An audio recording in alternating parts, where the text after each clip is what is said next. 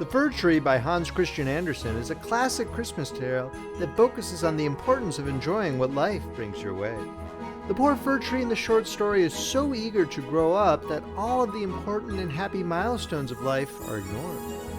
Many people say this is a deeply pessimistic fairy tale, but I humbly believe it is a positive one because it focuses on the beauty of life. During the holiday season, it is important to be grateful for what you have and to try and enjoy the moment. Every day counts. From Ecclesiastes, "Rejoice, O young man, in thy youth, and let thy heart cheer thee in the days of thy youth, and walk in the ways of thine heart, and in the sight of." I hope that you will enjoy this Christmas fairy tale. The Fir Tree by Hans Christian Andersen, narrated by Paul Beauheart. Out in the woods stood a nice little fir tree. The place he had was a very good one. The sun shone on him. As to fresh air, there was enough of that. And round him grew many large-sized comrades, pines as well as firs. But the little fir wanted so very much to be a grown-up tree. He did not think of the warm sun and of the fresh air. He did not care for the little cottage children that ran about and prattled when they were in the woods looking for wild strawberries.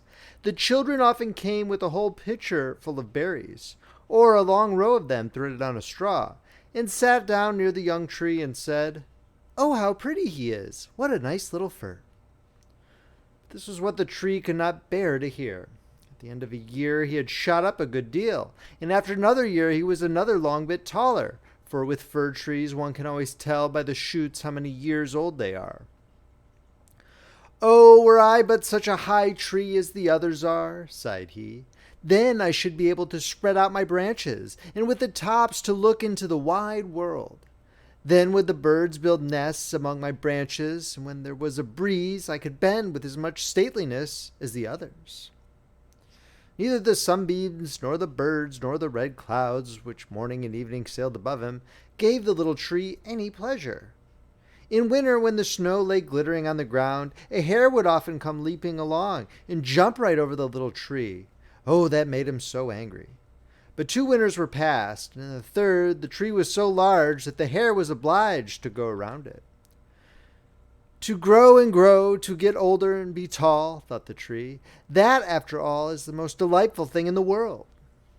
In autumn the woodcutters always came and felled some of the largest trees. This happened every year, and the young fir tree, that had now grown to a very comely size, trembled at the sight, for the magnificent great trees fell to the earth with noise and cracking. The branches were lopped off, and the trees looked long and bare.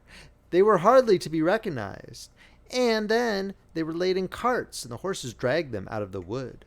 Where did they go to? What became of them?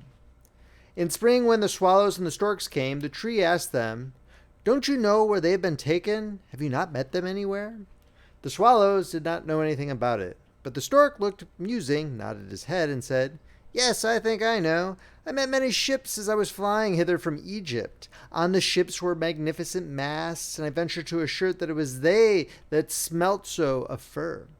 I may congratulate you, for they lifted themselves on high most majestically." "Oh, were I but old enough to fly across the sea, but how does the sea look in reality? What is it like?" "That would take a long time to explain," said the stork, and with these words off he went. "Rejoice in thy growth," said the sunbeams. "Rejoice in thy vigorous growth, and in the fresh life that moveth within thee."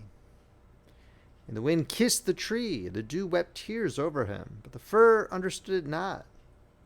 When Christmas came, quite young trees were cut down, trees which often were not even as large or as of the same age as this fir tree, who could never rest but always wanted to be off. These young trees, and they were always the finest looking, retained their branches. They were laid on carts, and the horses drew them out of the wood. "Where are they going to?" asked the fir. "They are not taller than I. There was one indeed that was considerably shorter. And why do they retain all their branches? Whither are they taken?" We know," chirped the sparrows. "We have peeped in at the windows in the town below. We know whither they are taken. The greatest splendor, the greatest magnificence one can imagine await them. We peeped through the windows and saw them planted in the middle of the warm room and ornamented with the most splendid things, with gilded apples, with gingerbread, with toys, and many 100 lights." "And then?" asked the fir tree, trembling in every bough. And then, what happens then? We did not see anything more. It was incomparably beautiful. I would fain know if I am destined for so glorious a career, cried the tree, rejoicing. That is still better than to cross the sea. What a longing do I suffer! Were Christmas but come, I am now tall, and my branches spread like the others that were carried off last year. Oh, were I but already on the cart! Were I in the warm room with all the splendor and magnificence! Yes, then something better, something still grander will surely follow. Or wherefore should they thus ornament me? Something better, something still grander must follow. But what? Oh, how I long, how I suffer! I do not know myself. What is the matter with me? Rejoice in our presence, said the air and the sunlight. Rejoice in thy own fresh youth. But the tree did not rejoice at all. He grew and was green both winter and summer. People that saw him said, What a fine tree! And towards Christmas he was one of the first that was cut down. The axe struck deep into the very pith. The tree fell to the earth with a sigh. He felt a pang. It was like a swoon. He could not think of happiness, for he was sorrowful at being separated from his home, from the place where he had sprung up. He well knew that he should never see his dear old comrades, the little bushes and flowers around him any more, perhaps not even the birds. The departure was not at all agreeable. The tree only came to himself when he was unloaded in a courtyard with the other trees, and heard a man say, That one is splendid. We don't want the others. Then 2 servants came in rich livery and carried the fir tree into a large and splendid drawing room. Portraits were hanging on the walls, and near the white porcelain stove stood 2 large Chinese vases with lions on the covers. There, too, were large easy chairs, silken sofas, large tables full of picture books and full of toys worth hundreds and hundreds of crowns. At least the children said so. And the fir tree was stuck upright in a cask that was filled with sand, but no one could see that it was a cask, for green cloth was hung all around it, and it stood on a large gaily colored carpet. Oh, how the tree quivered! What was to happen? The servants, as well as the young ladies, decorated it. On one branch there hung little nets cut out of colored paper, and each net was filled with sugar plums. And among the other boughs gilded apples and walnuts were suspended, looking as though they had grown there. And little blue and white tapers were placed among the leaves. Dolls that looked for all the world like men, the tree had never beheld such before, were seen among the foliage, and at the very top a large star of gold tinsel was fixed. It was really splendid, beyond description splendid. This evening, they all said, how it will shine this evening. Oh, thought the tree, if this evening were but come, if the tapers were but lighted, and then I wonder what will happen. Perhaps the other trees from the forest will come to look at me. Perhaps the sparrows will beat against the window panes. I wonder if I shall take root here, in winter and summer stand covered with ornaments. He knew very much about the matter, but he was so impatient that for sheer longing he got a pain in his back. And this with trees is the same thing as a headache with us. The candles were now lighted. What brightness! What splendor! The tree trembled so in every bough that one of the tapers set fire to the foliage. It blazed up famously. Help! Help! Cried the young ladies, and they quickly put out the fire. Now the tree did not even dare tremble. What a state he was in! He was so uneasy lest he should lose something of his splendor that he was quite bewildered amidst the glare and brightness, when suddenly both folding doors opened and a troop of children rushed in, as if they would upset the tree. The older person followed quietly. The little ones stood quite still, but it was only for a moment. Then they shouted that the whole place re-echoed with their rejoicing. They danced around the tree, and one present after the other was pulled off. What are they about? Thought the tree. What is to happen now? Lights burned down to the very branches, and as they burned down, they were put out one after the other, and then the children had permission to plunder the tree. So they fell upon it with such violence that all its branches cracked. If it had not been fixed firmly in the ground, it would certainly have tumbled down. The children danced about with their beautiful playthings. No one looked at the tree except the old nurse, who peeped between the branches, but it was only to see if there was a fig or an apple left that had been forgotten. A story, cried the children, drawing a little fat man towards the tree. He seated himself under it and said, Now we are in the shade, and the tree can listen too. But I shall tell only one story. Now which will you have? That about Ivedy-Avedy, or about Humpy Dumpy, who tumbled downstairs, and yet after all came to the throne and married the princess? Ivedy-Avedy, cried some. Humpy Dumpy, cried the others. There was such a bawling and screaming, the fir tree alone was silent, he thought to himself. Am I not to bawl with the rest? Am I to do nothing whatever? For he was one of the company, and had done what he had to do. And the man told about Humpy Dumpy that tumbled down, who, notwithstanding, came to the throne, and at last married the princess. And the children clapped their hands and cried, "Oh, go on, do go on!" They wanted to hear about Ivedy Avedy too, but the little man only told them about Humpy Dumpy. The fir tree stood quite still and absorbed in thought. The birds in the wood had never related the like of this. Humpy Dumpy fell downstairs, and yet he married the princess? Yes, yes, that's the way of the world, thought the fir tree, and believed it all, because the man who told the story was so good-looking. Well, well, who knows, perhaps I may fall downstairs too, and get a princess as wife. And he looked forward with joy to the morrow, when he hoped to be decked out again with lights, playthings, fruits, and tinsel. I won't tremble tomorrow, thought the fir tree. I will enjoy to the full all my splendor. Tomorrow I shall hear again the story of Humpy Dumpy, and perhaps that of Ivedy Avedy too. And the whole night the tree stood still and in deep thought.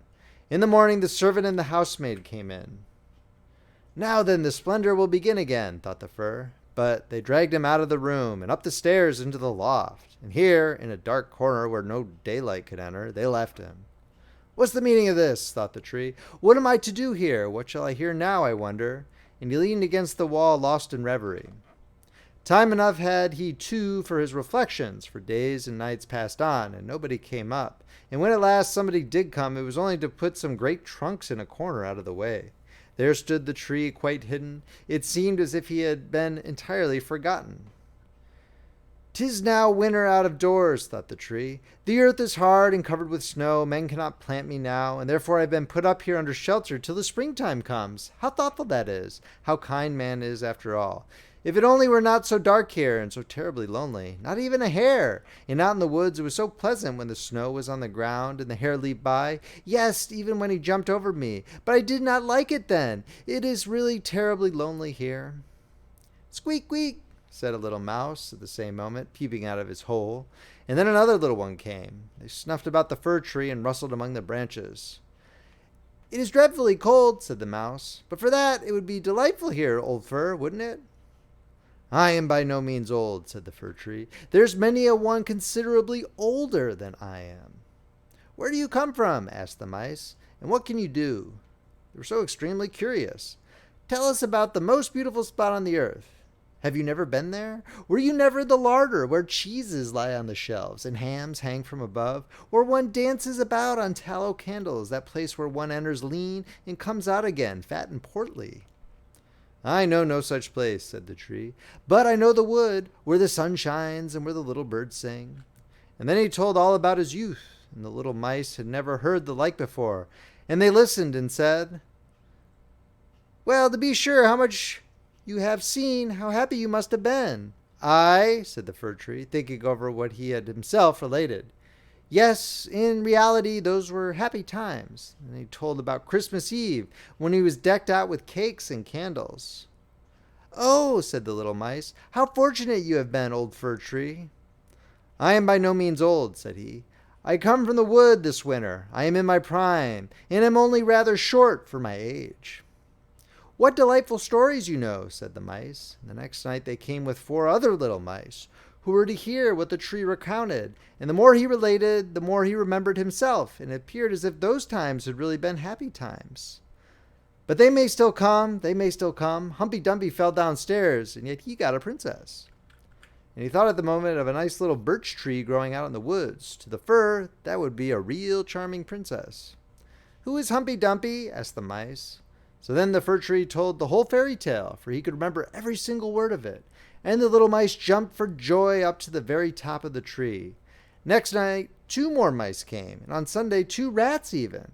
But they said the stories were not interesting, which vexed the little mice. And they too now began to think them not so very amusing either. "Do you know only one story?" asked the rats. "Only that one," answered the tree. "I heard it on my happiest evening, but I did not then know how happy I was." "It is a very stupid story. Don't you know one about bacon and tallow candles? Can't you tell any larder stories?" "No," said the tree. "Then goodbye," said the rats, and they went home. At last the little mice stayed away also, and the tree sighed. After all, it was a very pleasant when the sleek little mice sat round me and listened to what I told them. Now that too is over. But I still take good care to enjoy myself when I'm brought out again. But when was that to be? Why, one morning there came a quantity of people and set to work in the loft. The trunks were moved, the tree was pulled out and thrown, rather hard it is true, down on the floor. But a man drew him towards the stairs where the daylight shone. Now a merry life will begin again, thought the tree. He felt the fresh air, the first sunbeam, and now he was out in the courtyard. All passed so quickly. There was so much going on around him. The tree quite forgot to look to himself. The court adjoined a garden, and all was in flower. The roses hung so fresh and odorous over the balustrade. The lindens were in blossom. The swallows flew by and said, "Curvet, my husband is come." But it was not the fir tree that they meant. "Now then, I shall really enjoy life," said he exultingly, and spread out his branches. But alas, they were all withered and yellow. It was in a corner that he lay, among weeds and nettles. The golden star of tinsel was still on the top of the tree, and glittered in the sunshine. In the courtyard, some of the merry children were playing who had danced at Christmas round the fir tree, and were so glad at the sight of him. One of the youngest ran and tore off the golden star. "Only look what is still on the ugly old Christmas tree," said he, trampling on the branches so that they all cracked beneath his feet. And the tree beheld all the beauty of the flowers and the freshness in the garden. He beheld himself and wished he had remained in his dark corner in the loft. He thought of his first youth in the wood, of the merry Christmas Eve, and of the little mice who had listened with so much pleasure to the story of Humpy Dumpy. "'Tis over, 'tis past," said the poor tree. "Had I but rejoiced when I had reason to do so, but now 'tis past, 'tis past." And the gardener's boy chopped the tree into small pieces. There was a whole heap lying there. The wood flamed up splendidly under the large brewing copper, and it sighed so deeply. Each sigh was like a shot. The boys played about it in the court, and the youngest wore the gold star on his breast, which the tree had had on the happiest evening of his life. However, that was over now. The tree gone, the story at an end. All was over. Every tale must end at last. The end.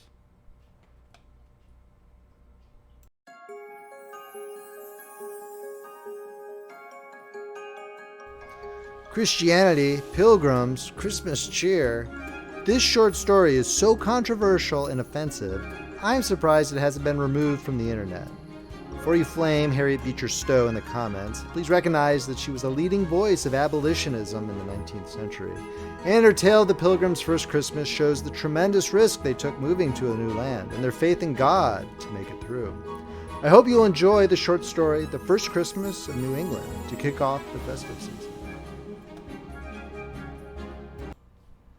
The First Christmas of New England by Harriet Beecher Stowe. Narrated by Paul Beauheart. Chapter 1. The shores of the Atlantic coast of America may well be a terror to navigators. They present an inexorable wall against which forbidding and angry waves incessantly dash, and around which shifting winds continually rave. The approaches to safe harbors are few in number, intricate and difficult, requiring the skill of practiced pilots. But, as if with a pitying spirit of hospitality, old Cape Cod, breaking from the iron line of the coast, like a generous-hearted sailor intent on helpfulness, stretches 100 miles outward, and, curving his sheltering arms in a protective circle, gives a noble harborage. Of this harbor of Cape Cod, the report of our governmental coast survey thus speaks. It is one of the finest harbors for ships of war on the whole of our Atlantic coast. The width and freedom from obstruction of every kind at its entrance, and the extent of sea room upon the bay side, make it accessible to vessels of the largest class in almost all winds. This advantage, its capacity, depth of water, excellent anchorage, and the complete shelter it affords from all winds, render it one of the most valuable ship harbors upon our coast. We've been thus particular in our mention of this place, because here, in this harbor, opened the first scene in the most wonderful drama of modern history. Let us look into the magic mirror of the past and see this harbor of Cape Cod on the morning of the 11th of November, in the year of our Lord, 1620, as described to us in the simple words of the Pilgrims. A pleasant bay, circled round, except the entrance, which is about 4 miles over from land to land, compassed about to the very sea with oaks, pines, junipers, sassafras, and other sweet weeds. It is a harbor wherein 1,000 sail of ship may safely ride. Such are the woody shores of Cape Cod as we look back upon them in that distant November day, and the harbor lies like a great crystal gem on the bosom of a virgin wilderness. The fir trees, the pine trees, and the bay rejoice together in freedom, for as yet the axe has spared them. In the noble bay no shipping has found shelter, no voice or sound of civilized man has broken the sweet calm of the forest. The oak leaves, now turned to crimson and maroon by the autumn frosts, reflect themselves in flushes of color on the still waters. The golden leaves of the sassafras yet cling to the branches, though their life has passed, and every brushing wind bears showers of them down to the water. Here and there the dark spires of the cedar and the green leaves and red berries of the holly contrast with these lighter tints. The forest foliage grows down to the water's edge, so that the dash of the rising and falling tide washes into the shaggy cedar boughs, which here and there lean over and dip in the waves. No voice or sound from earth or sky proclaims that anything unwanted is coming or doing on these shores today. The wandering Indians, moving their hunting caps along the woodland paths, saw no sign in the stars that morning, and no different color in the sunrise from what had been in the days of their fathers. Panther and wild cat under their furry coats felt no thrill of coming dispossession, and saw nothing through their great golden eyes but the dawning of a day just like all other days, when the sun ariseth, and they gathered themselves into their dens and lay them down. And yet alike to Indian, panther, and wild cat, to every oak of the forest, to every foot of land in America, from the stormy Atlantic to the broad Pacific, that day was a day of days. There had been stormy and windy weather, but now dawned on the earth one of those still golden times of November, full of dreamy rest and tender calm. The skies above were blue and fair, and the waters of the curving bay were a downward sky, a magical underworld wherein the crimson oaks and the dusk plumage of the pine and the red holly berries and yellow sassafras leaves all flickered and glinted in wavering bands of color as soft winds swayed the glassy floor of waters. In a moment there is heard in the silent bay a sound of a rush and ripple, different from the lap of the many-tongued waves on the shore, and silently as a cloud with white wings spread, a little vessel glides into the harbor. A little craft is she, not larger than the fishing smacks that ply their course along our coasts in summer, but her decks are crowded with men, women, and children, looking out with joyous curiosity on the beautiful bay, where, after many dangers and storms, they first have found safe shelter and hopeful harbor. That small unknown ship was the Mayflower. Those men and women who crowded her decks were that little handful of God's own wheat which had been flailed by adversity, tossed and winnowed till every husk of earthly selfishness and self-will had been beaten away from them and left only pure seed, fit for the planting of a new world. It was old Master Cotton Mather who said to them, "The Lord sifted 3 countries to find seed wherewith to plant America." Hark now to the hearty cry of the sailors, as with a plash and a cheer the anchor goes down, just in the deep water in sight of Long Point. And then, says their journal, being now past the vast ocean and sea of troubles, before their preparation unto further proceedings as to seek out a place for habitation, they fell down on their knees and blessed the Lord, the God of heaven, who had brought them over the vast and furious ocean and delivered them from all perils and miseries thereof. Let us draw nigh and mingle with this singular act of worship. Elder Brewster, with his well-known Geneva Bible in hand, leads the thanksgiving in words which, though thousands of years old, seem as if written for the occasion of that hour. Praise the Lord, because he is good, for his mercy endureth forever. Let them which have been redeemed of the Lord show how he delivereth them from the hand of the oppressor, and gathered them out of the lands from the east and from the west, from the north and from the south, when they wandered in deserts and wildernesses, out of the way, and found no city to dwell in. Both hungry and thirsty, their soul failed in them. Then they cried unto the Lord in their troubles, and he delivered them in their distresses, and led them forth by the right way, that they might go unto a city of habitation. They that go down to the sea and occupy by the great waters, they see the works of the Lord and his wonders in the deep. For he commandeth and raiseth the stormy wind, and it lifteth up the waves thereof. They mount up to heaven and descend to the deep, so that their soul melteth for trouble. They are tossed to and fro, and stagger like a drunken man, and all their cunning is gone. Then they cry unto the Lord in their trouble, and he bringeth them out of their distresses. He turneth the storm to a calm, so that the waves thereof are still. When they are quieted, they are glad, and he bringeth them unto the haven where they would be. As yet the treasures of sacred song, which are the liturgy of modern Christians, had not arisen in the church. There was no Watts, no Wesley.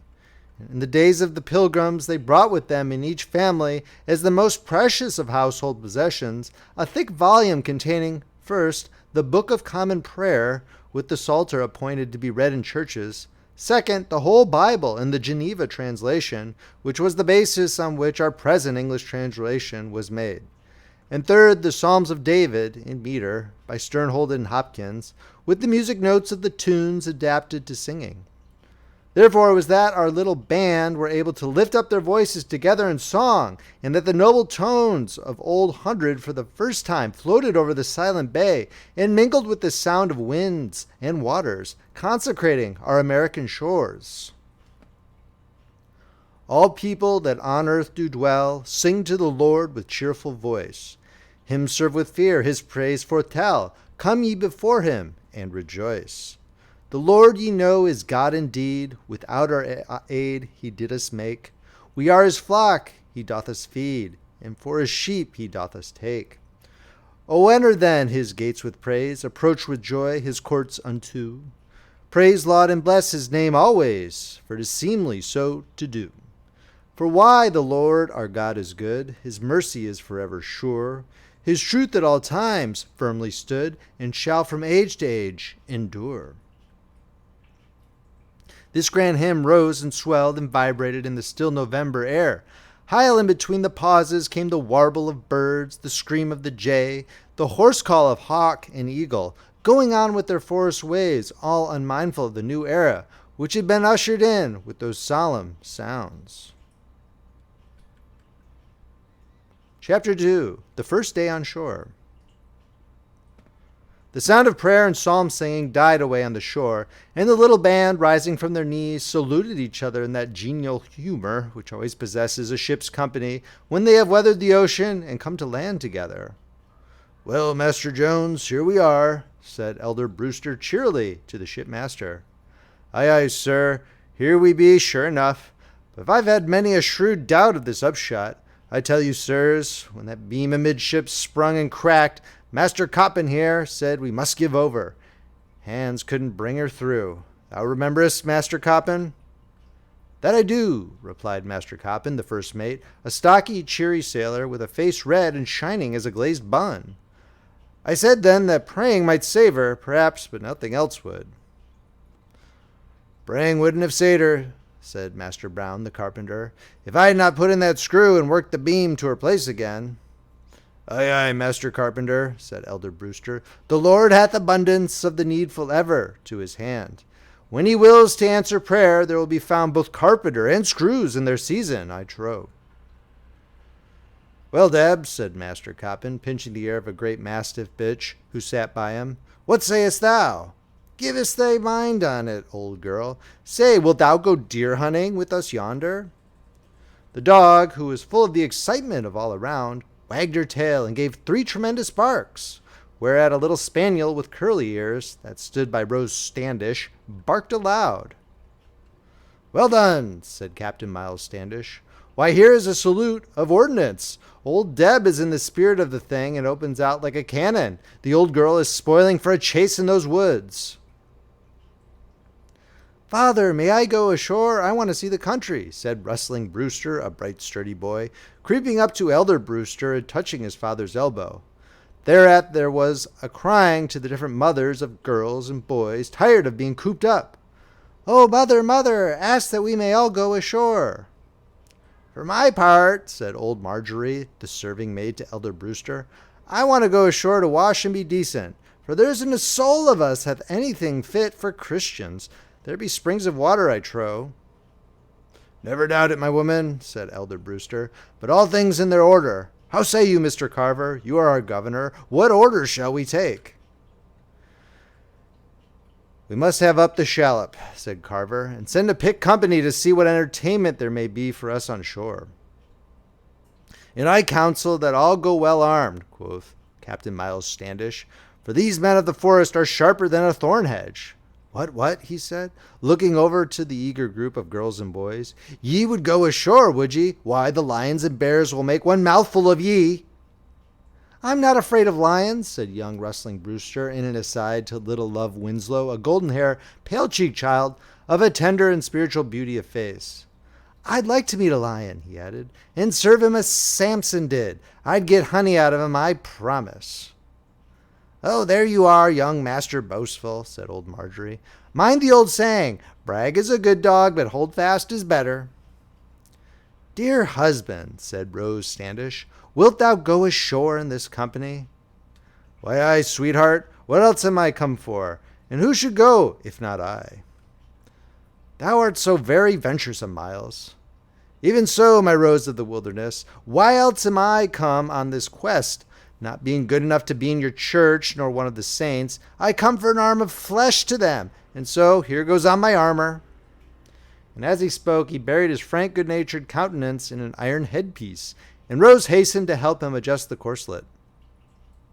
The clang of armor, the bustle and motion of men and children, the barking of dogs, and the cheery heave-o of the sailors marked the setting off of the party, which comprised some of the gravest and wisest, as well as the youngest and most able-bodied of the ship's company. The impatient children ran in a group and clustered on the side of the ship to see them go. Old Deb, with her 2 half-grown pups, barked and yelped after her master in the boat, running up and down the vessel's deck with piteous cries of impatience. "Come hither, dear old Deb," said little Love Winslow, running up and throwing her arms round the dog's rough neck. "Thou must not take on so. Thy master will be back again, so be a good dog now and lie down." And the great rough mastiff quieted down under her caresses, and sitting down by her, she patted and played with her little thin hands.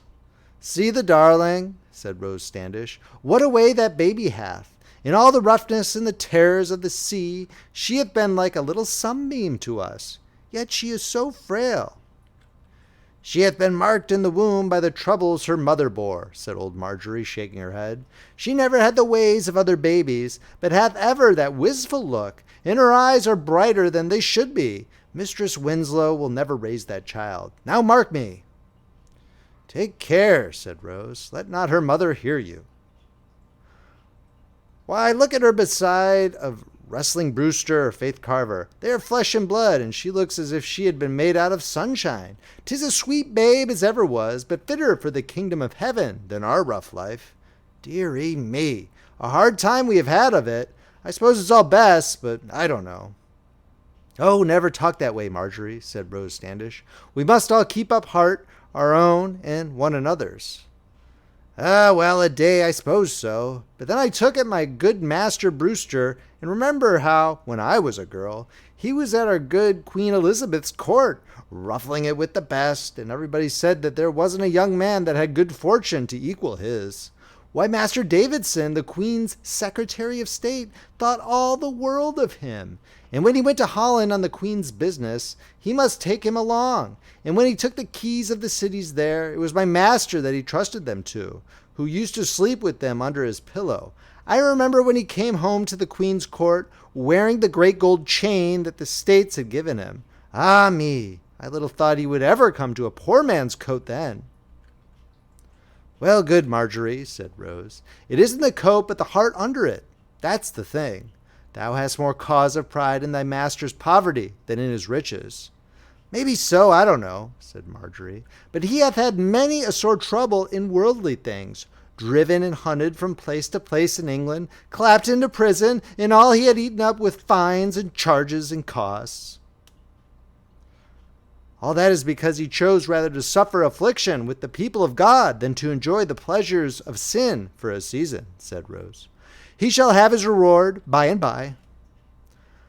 Well, there be good men and godly in old England that get to heaven in better coats and with easy carriages and fine houses and servants, and I would my master had been of such. But if he must come to the wilderness, I will come with him. Gracious me! What noise is that? She exclaimed as a sudden report of firearms from below struck her ear. I do believe that it is that Frank Billington at the gunpowder. That boy will never leave, I do believe, till he hath blown up the ship's company. In fact, it appeared that young Master Frank, impatient of the absence of his father, had told Wrestling Brewster and two other of the boys down into the cabin to show them his skill in managing his father's fowling piece, had burst the gun, scattering the pieces about the cabin. Marjorie soon appeared, dragging the culprit after her. Look here now, Master Malapert. See what you'll get when your father comes home. Lord a mercy, here was half a keg of powder standing open, enough to have blown us all up. Here, Master Clark, come and keep this boy with you till his father come back, or we be all sent sky high before we know. At eventide, the boat came back laden to the water's edge with the first gettings and givings from the new soil of America. There is a richness and sweetness gleaming through the brief records of these men in their journals, which shows how the new land was seen through a fond and tender medium. Half poetic, and its new products lent a savor to them of somewhat foreign and rare. Of this day's expedition, the record is thus. That day, so soon as we could, we set ashore some 15 or 16 men well armed, with some to fetch wood, for we had none left, as also to see what the land was and what inhabitants they could meet with. They found it to be a small neck of land on this side, where we lay in the bay, and on the further side the sea, the ground or earth, sandhills, much like the Downs in Holland, but much better, the crust of the earth a spit's depth of excellent black earth, all wooded with oaks, pines, sassafras, juniper, birch, holly, vines, some ash and walnut, the wood for the most part open and without underwood, fit either to walk or to ride in. At night our people returned and found not any people or inhabitants, and laded their boat with juniper, which smelled very sweet and strong, and of which we burned for the most part while we were there. See there, said little Love Winslow, what fine red berries Captain Miles Standish hath brought. Yes, my little maid, there is a brave lot of holly berries for thee to dress the cabin withal. We shall not want for Christmas greens here, though the houses and churches are yet to come. Yea, brother Miles, said Elder Brewster, the trees of the Lord are full of sap in this land, even the cedars of Lebanon, which he hath planted. It hath the look to me of a land which the Lord our God hath blessed. There is a most excellent depth of black rich earth, said Carver, and a great tangle of grapevines, whereon the leaves in many places yet hung. And we picked up stores of walnuts under a tree, not so big as our English ones, but sweet and well flavored. Know ye, brethren, what in this land smelleth sweetest to me, said Elder Brewster. It is the smell of liberty. The soil is free. No man hath claim thereon. In old England a poor man may starve right on his mother's bosom.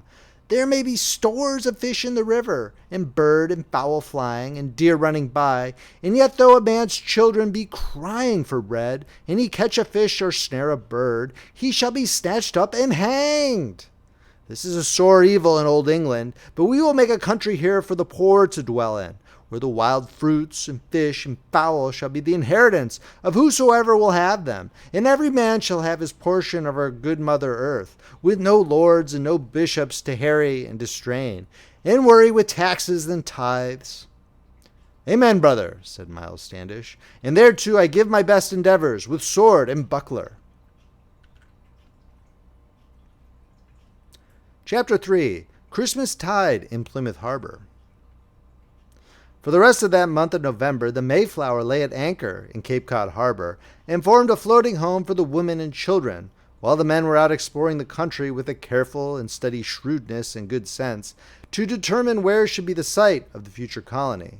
The record of their adventures is given in their journals with that sweet homeliness of phrase which hangs about the Old English of that period, like the smell of rosemary in an ancient cabinet.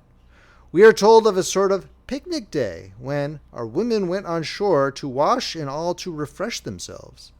And fancy the times there must have been among the little company, while the mothers sorted and washed and dried the linen, and the children, under the keeping of the old mastiffs and with many cautions against the wolves and wild cubs, once more had liberty to play in the green wood. For it appears in these journals how, in one case, the little spaniel of John Goodman was chased by 2 wolves, and was fain to take refuge between his master's legs for shelter. Goodman had nothing in hand, said the journal, but took up a stick and threw at one of them and hit him, and they presently ran away but came again. He got a pail board in his hand, but they both sat on their tails a good while, grinning at him, and then went their way and left him. Such little touches show what the care of families must have been in the woodland picnics, and why the ship was, on the whole, the safest refuge for the women and children. We are told, moreover, how the party who had struck off into the wilderness, having marched through boughs and bushes and under hills and valleys which tore our very armor in pieces, yet could meet with no inhabitants nor find any fresh water, which we greatly stood in need of. For we brought neither beer nor water with us, and our victual was only biscuit and Holland cheese and a little bottle of aquavitae. So we were sore athirst. About 10 o'clock we came into a deep valley full of brush, sweet gale, and long grass, through which we found little paths or tracks, and we saw there a deer, and found springs of water, of which we were heartily glad, and sat us down and drunk our first New England water, which is much delight as we ever drink in all our lives. 3 such expeditions through the country, with all sorts of haps and mishaps and adventures, took up the time until nearly the 15th of December, when, having selected a spot for their colony, they weighed anchor to go to their future home. Plymouth Harbor, as they found it, is thus described. This harbor is a bay greater than Cape Cod, compassed with a goodly land, and in the bay 2 fine islands uninhabited, wherein are nothing but woods, oaks, pines, walnuts, beeches, sassafras, vines, and other trees which we know not. The bay is a most hopeful place, innumerable stores of fowl and excellent good. And it cannot but be of fish in their season. Skate, cod, and turbot, and herring we have tasted of, abundance of mussels, clams, the best we ever saw, and crabs and lobsters in their time infinite. On the mainland, they write, the land is, for a spit's depth, excellent black mold and fat in some places.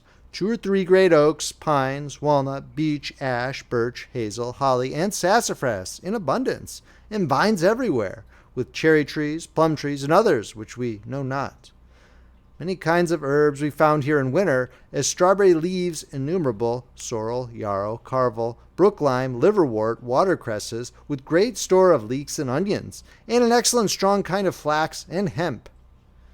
It is evident from this description that the season was a mild one even thus late into December, that there was still sufficient foliage hanging upon the trees to determine the species, and that the pilgrims viewed their new motherland through eyes of cheerful hope.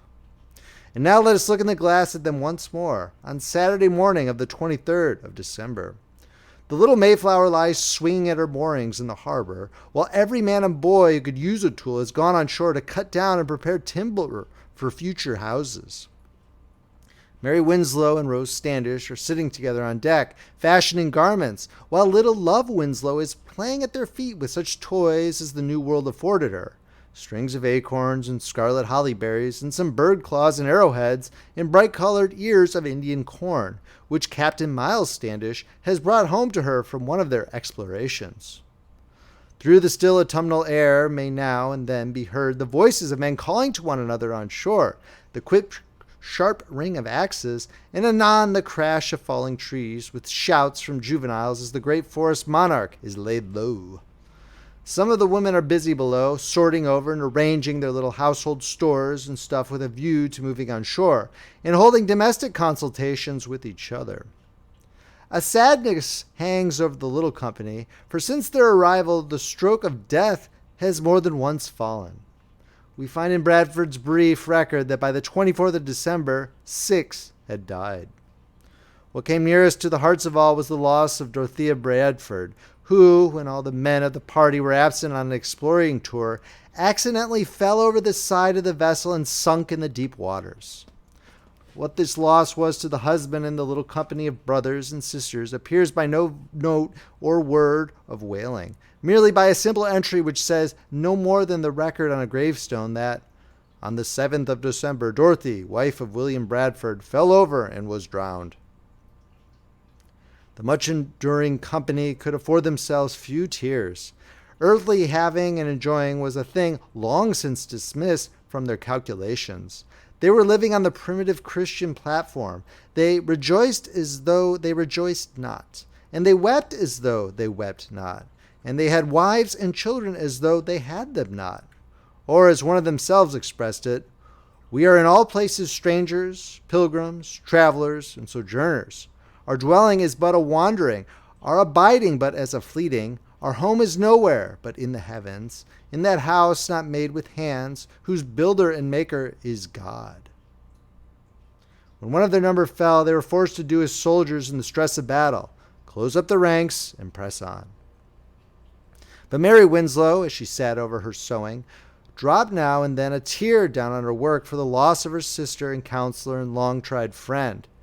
From the lower part of the ship floated up, at intervals, snatches of an old English ditty that Marjorie was singing while she moved to and fro about her work, one of those genuine English melodies full of a rich, strange mournfulness blent with a soothing pathos. Fear no more the heat of the sun, nor the furious winter rages. Though thy worldly task hast done, home are gone and ta'en the wages. The air was familiar, and Mary Winslow, dropping her work in her lap, involuntarily joined in it. Fear no more the frown of the great, thou art past the tyrant's stroke.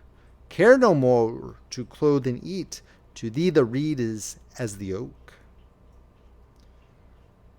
There goes a great tree on shore, quoth little Love Winslow, clapping her hands. Dost hear, mother? I've been counting the strokes. 15, and then crackle, crackle, crackle, and down it comes. Peace, darling, said Mary Winslow. Hear what old Marjorie is singing below. Fear no more the lightning's flash, nor the all-dreaded thunder's stone. Fear not slander, censure rash, thou hast finished joy and moan. All lovers young, all lovers must consign to thee and come to dust. Why do you cry, mother? Said the little one, climbing on her lap and wiping her tears. I was thinking of dear auntie, who is gone from us. She is not gone from us, mother. My darling, she is with Jesus. Well, mother, Jesus is ever with us. You tell me that. And if she is with them, she's with us too. I know she is, for sometimes I see her. She sat by me last night and stroked my head when that ugly stormy wind waked me. She looked so sweet, oh, ever so beautiful, and she made me go to sleep so quiet. It is sweet to be as she is, mother, not away from us, but with Jesus. These little ones see further in the kingdom than we, said Rose Standish. If we would be like them, we should take things easier. When the Lord would show us who is the greatest in his kingdom, he took a little child on his lap. Ah me, Rose, said Mary Winslow. I am a weary in spirit with this tossing sea life. I long to have a home on dry land once more, be it ever so poor. The sea wearies me. Only think, it is almost Christmas time, only 2 days now to Christmas. How shall we keep it in these woods? Aye, aye, said old Marjorie, coming up at the moment. A brave muster and to-do is there now in old England, and men and boys going forth singing and bearing home branches of holly and pine and mistletoe for Christmas greens. Oh, I remember I used to go forth with them and help dress the churches. God help the poor children. They will grow up in the wilderness and never see such brave sights as I have.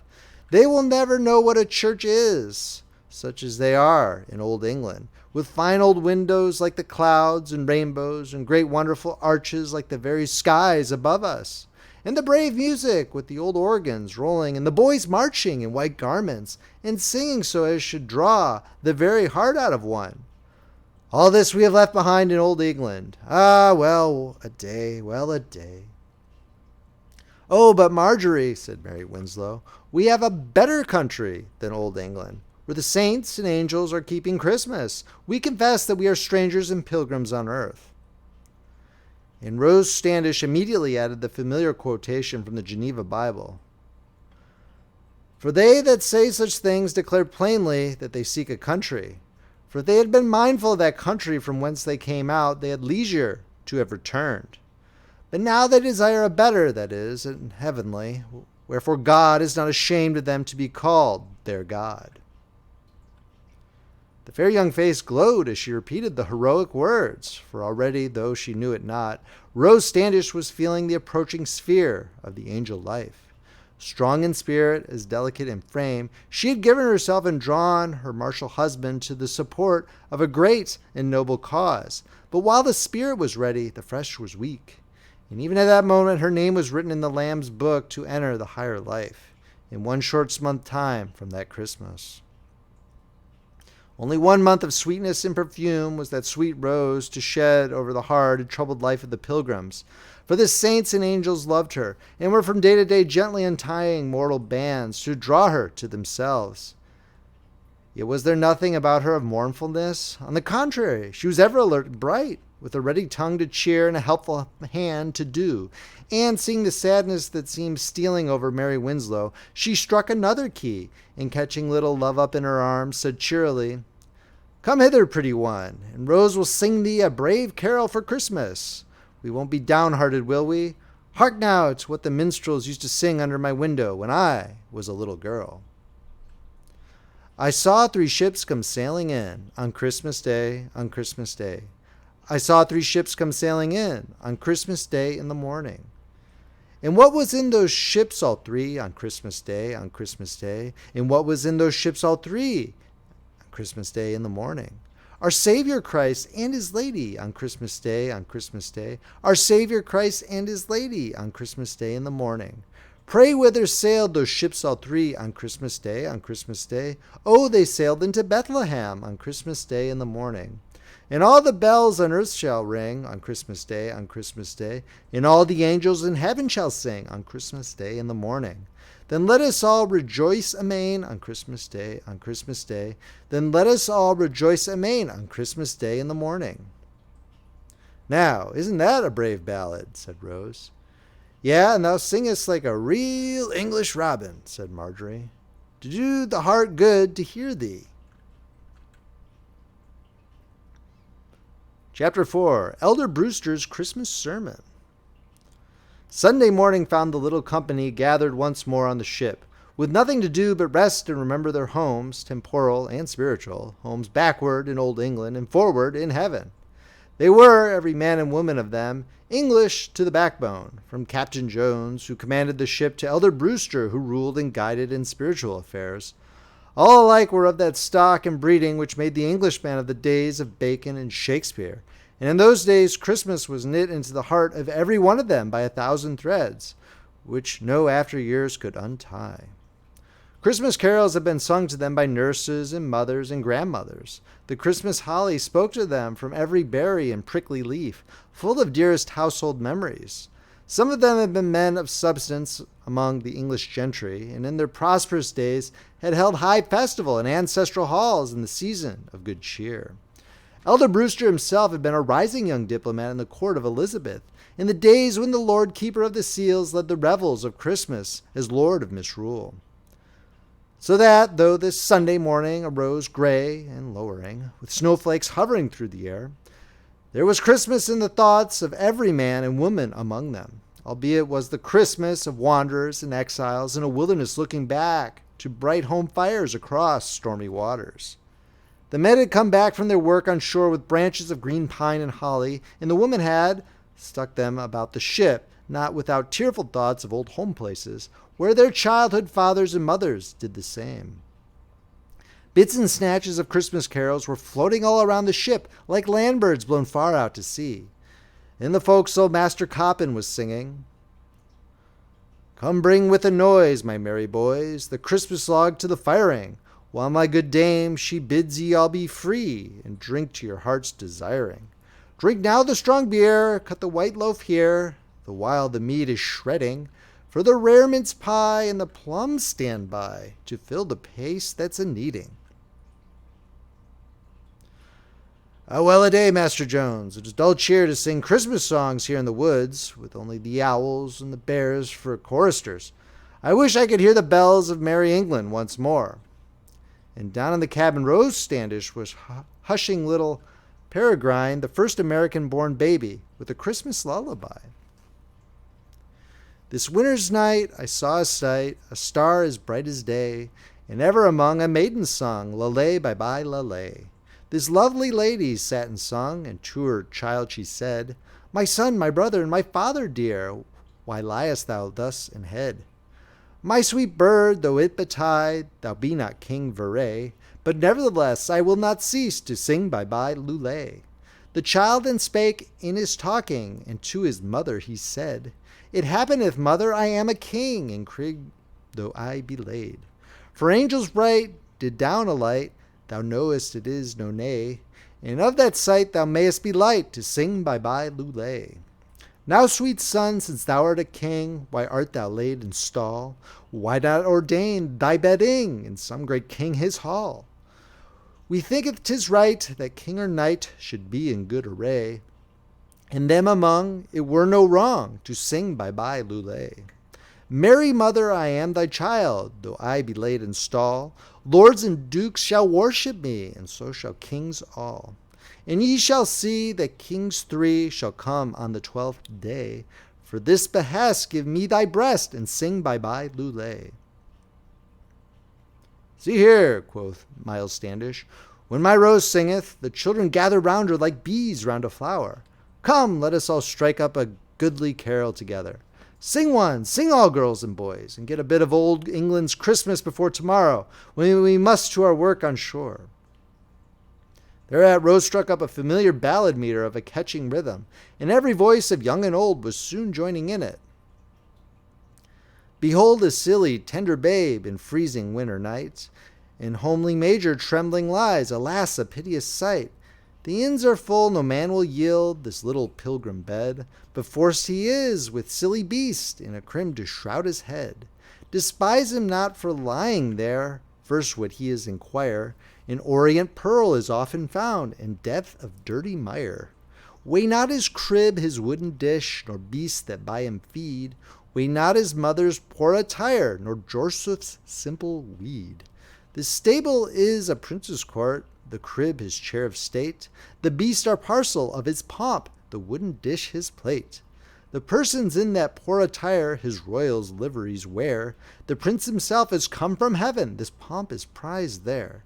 With joy approach, O Christian wight, do homage to thy king, and highly praise his humble pomp, which he from heaven doth bring. The cheerful sounds spread themselves through the ship like the flavor of some rare perfume, bringing softness of heart through 1,000 tender memories. Anon the hour of Sabbath morning worship drew on, and Elder Brewster read from the New Testament the whole story of the Nativity, and then gave a sort of Christmas homily from the words of St. Paul, in the 8th chapter of Romans, the 6th and 7th verses, which the Geneva version thus renders. For the wisdom of the flesh is death, but the wisdom of the Spirit is life and peace. For the wisdom of the flesh is enmity against God, for it is not subject to the law of God, neither indeed can be.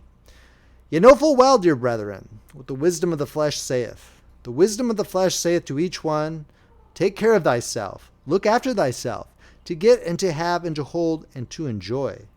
The wisdom of the flesh saith, So thou art warm, full, and in good liking. Take thine ease, eat, drink, and be merry, and care not how many go empty and be lacking. But ye have seen in the gospel this morning that this was not the wisdom of our Lord Jesus Christ, who, though he was Lord of all, became poorer than any, that we, through his poverty, might become rich.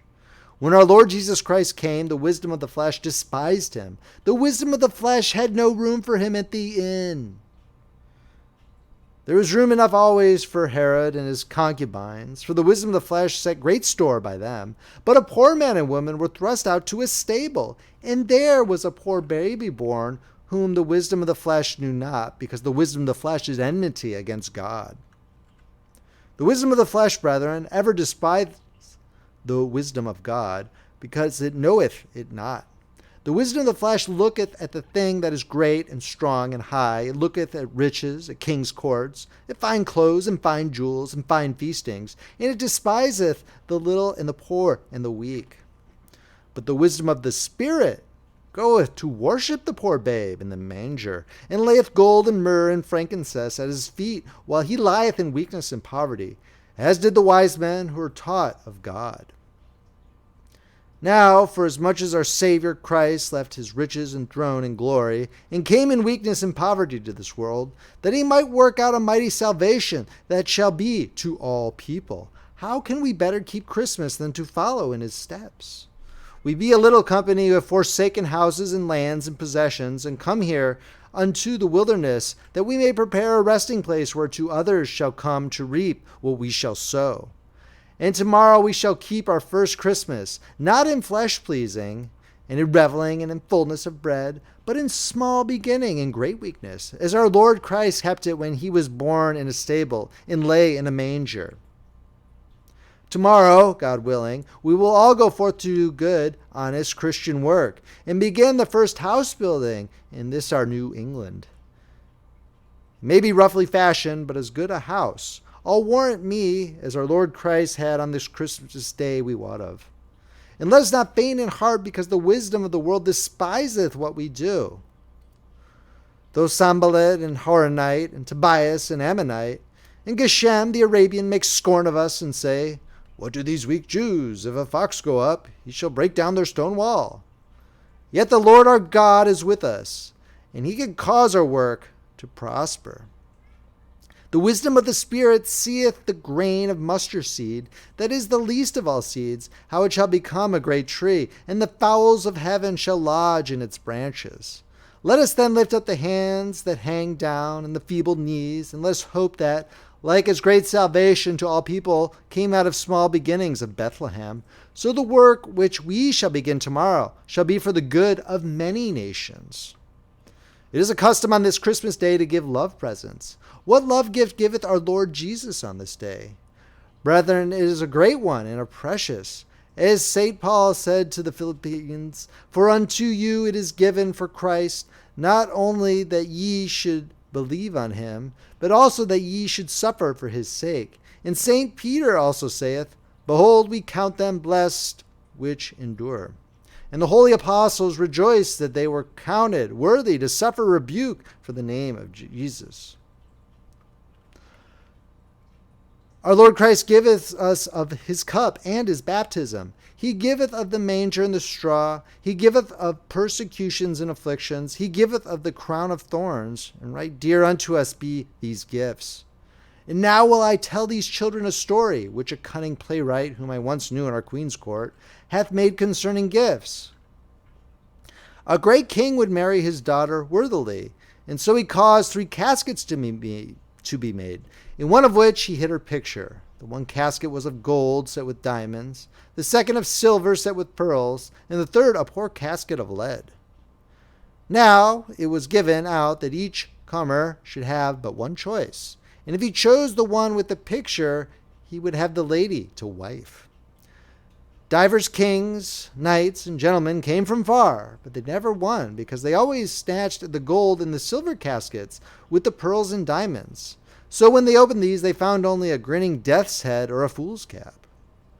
But anon cometh a true brave knight and gentleman, who choseth for love alone the old leaden casket, and behold, within is the picture of her he loveth. And they were married with great feasting and content. So our Lord Jesus doth not offer himself to us in silver and gold and jewels, but in poverty and hardness and want. But whoso chooseth them for his love's sake shall find him therein whom his soul loveth, and shall enter with joy to the marriage supper of the Lamb. And when the Lord shall come again in his glory, then he shall bring worthy gifts with him, for he saith, be thou faithful unto death, and I will give thee a crown of life. To him that overcometh I will give to eat of the hidden manna. And I will give him a white stone with a new name that no man knoweth, save he that receiveth it. He that overcometh and keepeth my words, I will give power over the nations, and I will give him the morning star. Let us then take joyfully Christ's Christmas gifts of labor and adversities and crosses today, that when he shall appear, we may have these great and wonderful gifts at his coming. For if we suffer with him, we shall also reign. But if we deny him, he will also deny us. And so it happens that the only record of Christmas Day in the Pilgrim's Journal is this. Monday the 25th, being Christmas Day, we went ashore, some to fell timber, some to saw, some to rive, and some to carry, and so no man rested all that day. But towards night some, as they were at work, heard a noise of Indians, which caused us all to go to our muskets, but we heard no further. So we came aboard again, leaving some to keep guard. That night we had a sore storm of wind and rain, but at night the shipmaster caused us to have some beer aboard. So worthily kept they the first Christmas, from which comes all the Christmas cheer of New England today. There is no record how Mary Winslow and Rose Standish and others, with women and children, came ashore and walked about encouraging the builders, and how little Love gathered stores of bright checkerberries and partridge plums, and was made merry in seeing squirrels and wild rabbits. Nor how old Marjorie roasted certain wild geese to a turn at a woodland fire, and conserved wild cranberries with honey for sauce. In their journals the good pilgrims say they found bushels of strawberries in the meadows in December, but we, knowing the nature of things, know that these must have been cranberries, which grow still abundantly around Plymouth Harbor. And at the very time that all this was doing in the wilderness, and the men were working yeomanly to build a new nation, in King James's court the ambassadors of the French king were being entertained with maskings and mummerings, wherein the staple subject of merriment was the Puritans. So goes the wisdom of the world in its ways, and so goes the wisdom of God. End of story.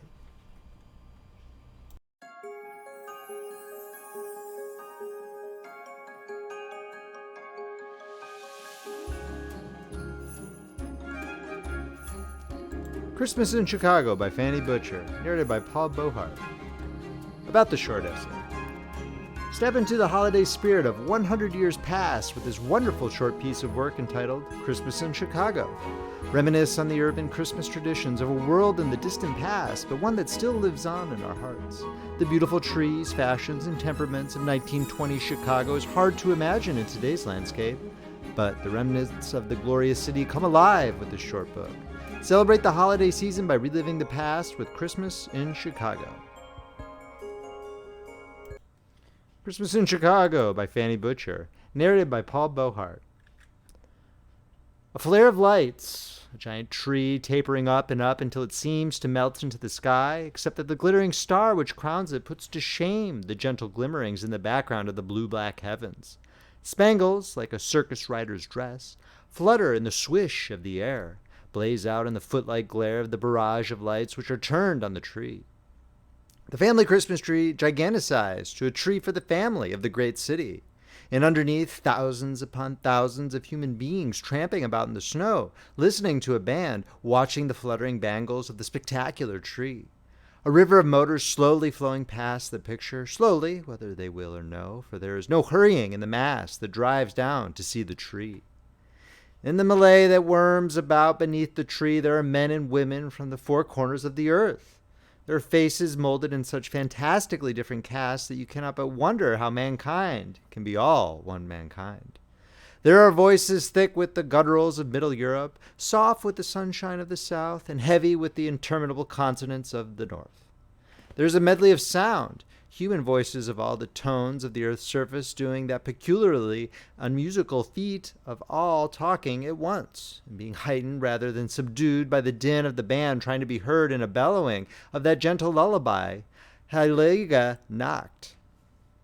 And the overtone is always the honking of impatient motorists, or gaily inclined ones who feel that the best way to express approval in modern life is to make as loud and raucous a noise as possible.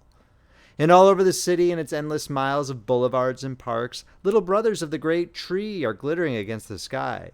And underneath these others, as underneath the great tree itself, mankind swishes and huddles and gazes and talks. Miles and miles apart they are, from the steel mills on the south painting the sky a flame red to the fastness of suburban sobriety and sedateness on the north. From the vast new bungalow-studded southwest to the factory-dotted northwest, merging into two flat buildings in interurban real estate plots. The municipal tree of Chicago, whether it be the great tree on the lake front or the offspring which each local community rears as a pledge of its own Christmas joys, is a triumph of civic ideals. It is a symbol to the thousands who are strangers, if not in fact, at least in that pitifully intense way in which mankind can be alone in the millions that make a great city, that the city is human. And it has been such a short time that the city has been human, that it has had time to be anything but a growing, hungry, physically developing giant of a child. Out of its rompers, Chicago is now and present at the great moment of decorating the Christmas tree of the children. There's something adolescent and very charming and very naive about the Christmassy Chicago. It has just reached the time when it feels that the world is taking some notice of it, when it feels its first thrills of conquest, when it cleans out its pockets, throws away the broken knife blades and the slightly worn wads of gum, and the marbles and substitutes the picture of the chorus girl and the pocket comb. It is washing behind its ears, and it can blush with gorgeous naivete at the thought of making a social faux pas. It is terribly self-conscious, and like all growing youth, it still has its cosmic dreams. Chicago's delight in its Christmas tree is at the same time the delight of the child at any glittering, gaudily lighted scene, and the delight of the youth who remembers his baby days and his passionate belief in Santa Claus, and sees in the great tree a monument to the few years that have intervened.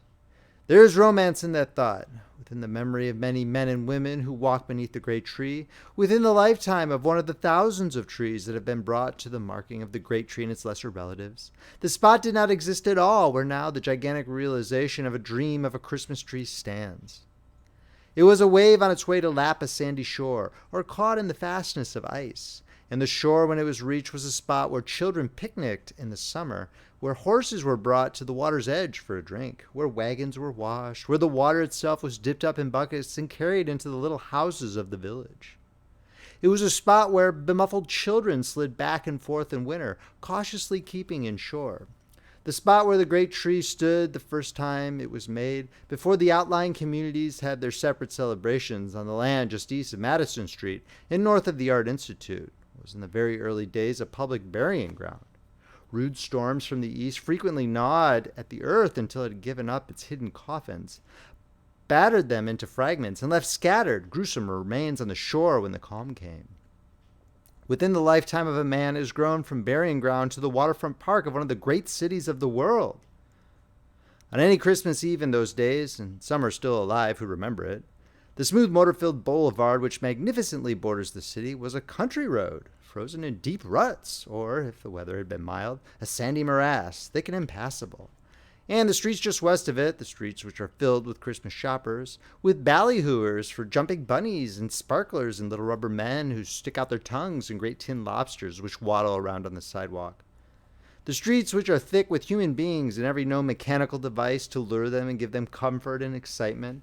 These same streets were frozen bogs of pathways, barely worth the name of road, often with an abandoned cart mutely crying their impassability. Signs proclaiming "no bottom here" told a tale which the rivers of mud only hinted at. The very street where an elevated wangs by overhead, a streetcar clangs its warning to the holiday crowds, and ceaselessly honking motors make a bedlam of the air, is the scene of the classic story of the man who, in the early days, was up to his ears in mud. From a spot identical with one which is being stepped over by thousands, so the story goes, a pedestrian offered to throw out a lifeline to the mud-imprisoned neighbor. "Don't worry about me," he is said to have answered. "I'm on a good horse." The story delighted our grandfathers. The sidewalks lined with gaudy windows, wheedling dollars from the passers-by and noisy with street hawkers, passionately supply last-minute gewgaws for the tired men and women who have had to shop late because they had no money to shop early. Sidewalks, smooth and wide and sturdy to the tramp of millions of feet, not over a lifetime ago, were narrow strips of wood, raised on stilts, with enough room underneath for children to play and for rats to hold continuous convention.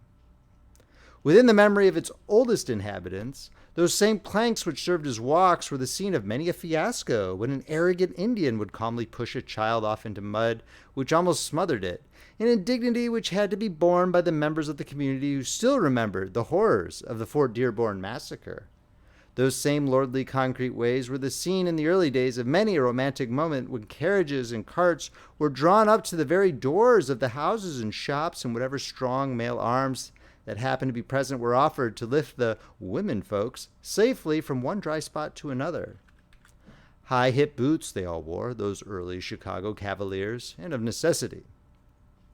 Is it not a legitimate glitter of pride in the twinkling eyes of the great tree when it looks upon the vast and teeming loop of the city and remembers that, not so long ago, but that men now living can remember, the whole prairie south of the river was a great bog, dry at times, but always at the mercy of every rainfall, and of the seepage from the erratic river that flowed now into the lake and now from it. 10 feet lower than the land to the north of the river it was, the spectacular loop of Chicago, which is unlike the same space of ground anywhere else in the world, and only the dreamers could see that it could ever be made into a city. Is the pride out of place when one remembers that the first civic accomplishment of the village was the gigantic one of raising the level of the South Bank and its adjoining acres until it was no longer sick with sogginess? It may not also be a matter of pride that that river, so gaily going its own unreasoning way, now north, now south, was tamed to the quiet dignity of flowing in one direction?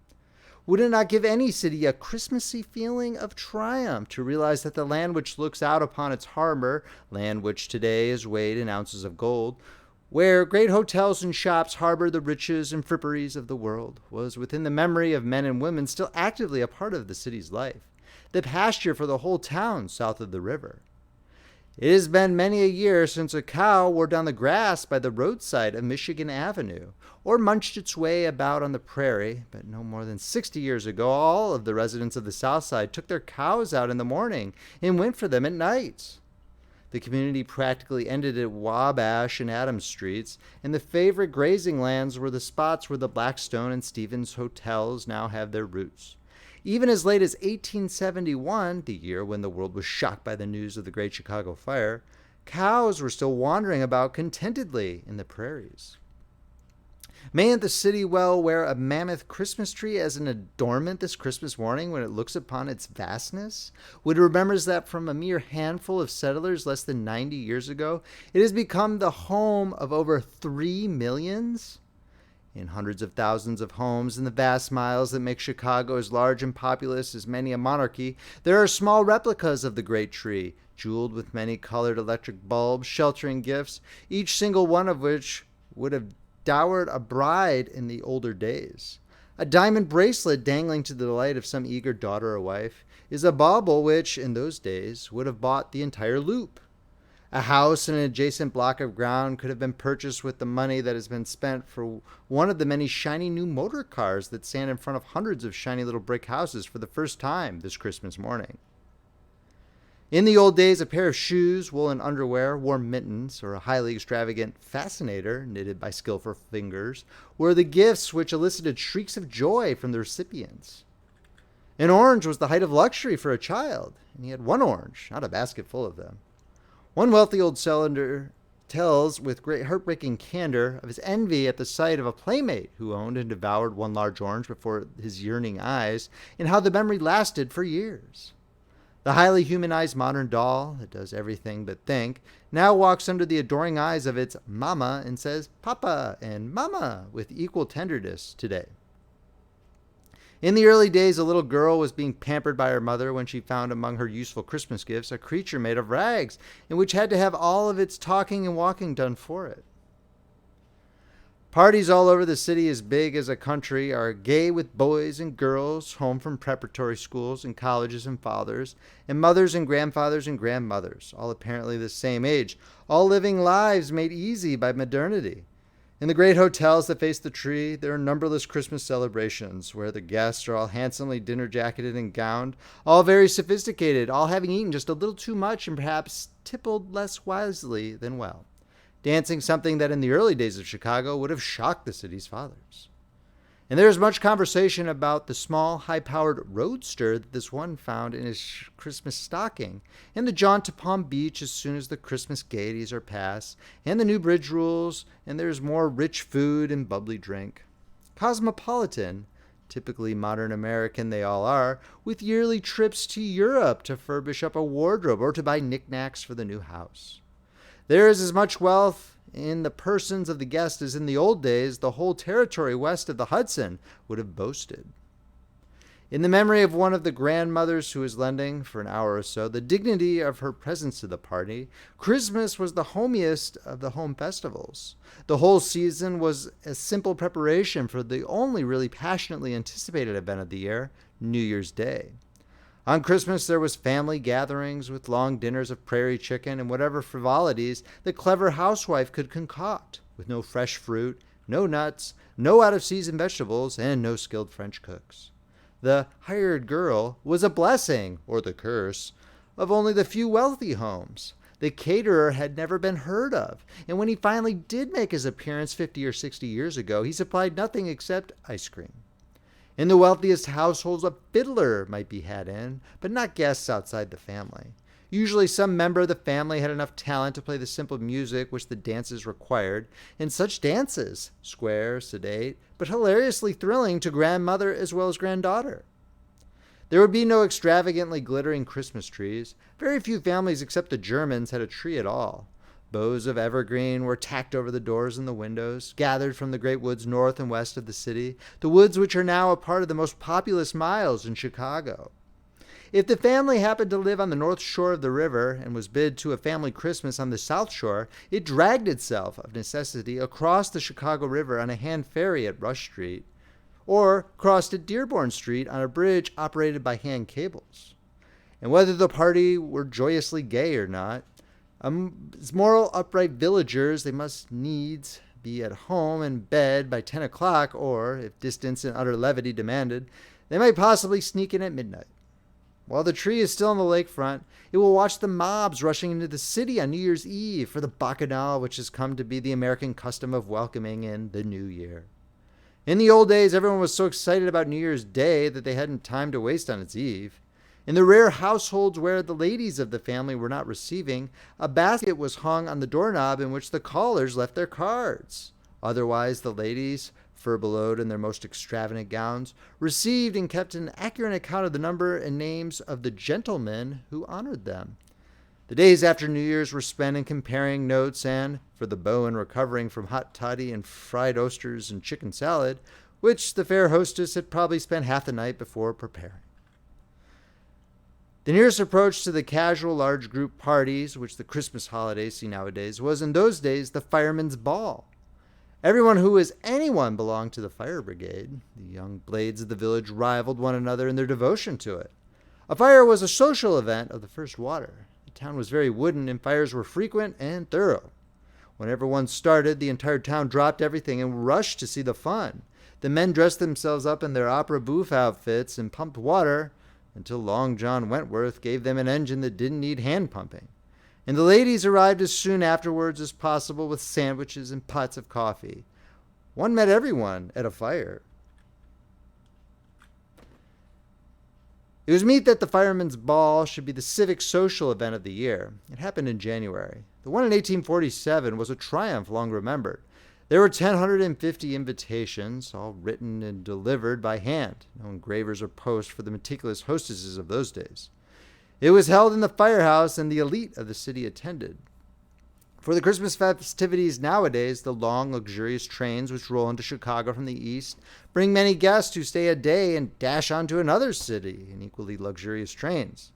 They don't realize it, but the city which they are visiting so casually is the railroad center of the United States. Mankind surges through its land gates as it surges through one of the great ports of the world.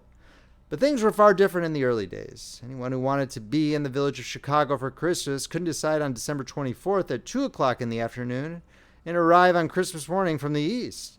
Weeks were spent in the journey. Covered wagons served for the ordinary travelers, but the elite came by boat. For a week, if the winds were fair, they were uncomfortable and crowded and badly fed and sick while the boat hurried from toward Chicago from Buffalo. And the days they had spent, or weeks, to get to Buffalo. It was never considered much of a trip. They finally arrived and found a town which well deserved its name of Garden City, and their enthusiasm for its quiet and comfort after the long, hard trip must have had much to do with the increasing numbers which year after year made the arduous trip. The Christmas feast was not planned the day before Christmas either. Days of hunting the fowl, which were its backbone, preceded the work of the housewife. The father and the boys did the shopping for her with guns. There were no great slaughterhouses to supply her with dressed fowl. The packing industry wasn't even heard of. For many years now, Chicago has been known as the pork packing town. Every visitor who comes from overseas insists upon being shown through the yards. English poets have celebrated Chicago for its stockyards odor. And miss the fresh spiritual fragrance of youth and a zest for life that simply exudes from the city through its smoke and its dirt and its city smells. But in the early days, pigs were just pigs and not a world advertisement. They were a nuisance, not even a luxury. The village had to pass an ordinance that any pig or hog running at large without a ring in its nose shall be fined $2, collected on conviction of such offense before a justice of peace. Pigs running around loose in the suavities of Michigan Avenue, isn't that enough to give the giant tree an extra glimmer of mirth and of pride at what the years have done? In the darkness of the nights between Christmas and New Year's, nights which are now hectic with sirens of motors and the scrape of shifting gears and the continual swish of human voices and the blare of lights, within the memory of men and women living, the quietness of a town safely shut in by its own fireside was in the air, with the occasional call of the town crier, "Lost, lost, lost, little girl 7 years old."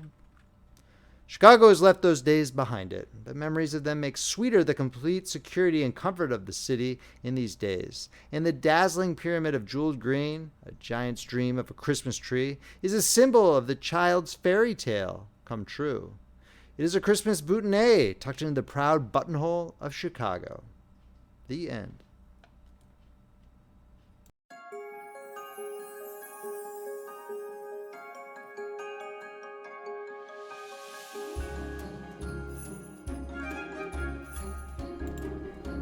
For a family on the 19th century frontier in Saskatchewan, Christmases may not have been the most materialistic of affairs that we come to expect in the modern world. Hard times and the loss of family members appear to have been the norm. However, it is always darkest before the dawn of Christmas. And with a little luck and perseverance, every family has a good chance of enjoying a wonderful Christmas. I hope that you will enjoy Lucy Maud Montgomery's story, Christmas at Red Butte. Christmas at Red Butte by Lucy Maud Montgomery, narrated by Paul Beauheart. "Of course Santa Claus will come," said Jimmy Martin confidently. Jimmy was 10, and at 10 it is easy to be confident. "Why, he's gotta come because it is Christmas Eve, and he always has come. You know that, twins." Yes, the twins knew it, and cheered by Jimmy's superior wisdom, their doubts passed away. There had been one terrible moment when Theodora had sighed and told them they mustn't be too much disappointed if Santa Claus did not come this year, because the crops had been poor and he mightn't have had enough presents to go around. "That doesn't make any difference to Santa Claus," scoffed Jimmy. "You know as well as I do, Theodora Prentice, that Santa Claus is rich whether the crops fail or not. They failed 3 years ago before Father died, but Santa Claus came all the same.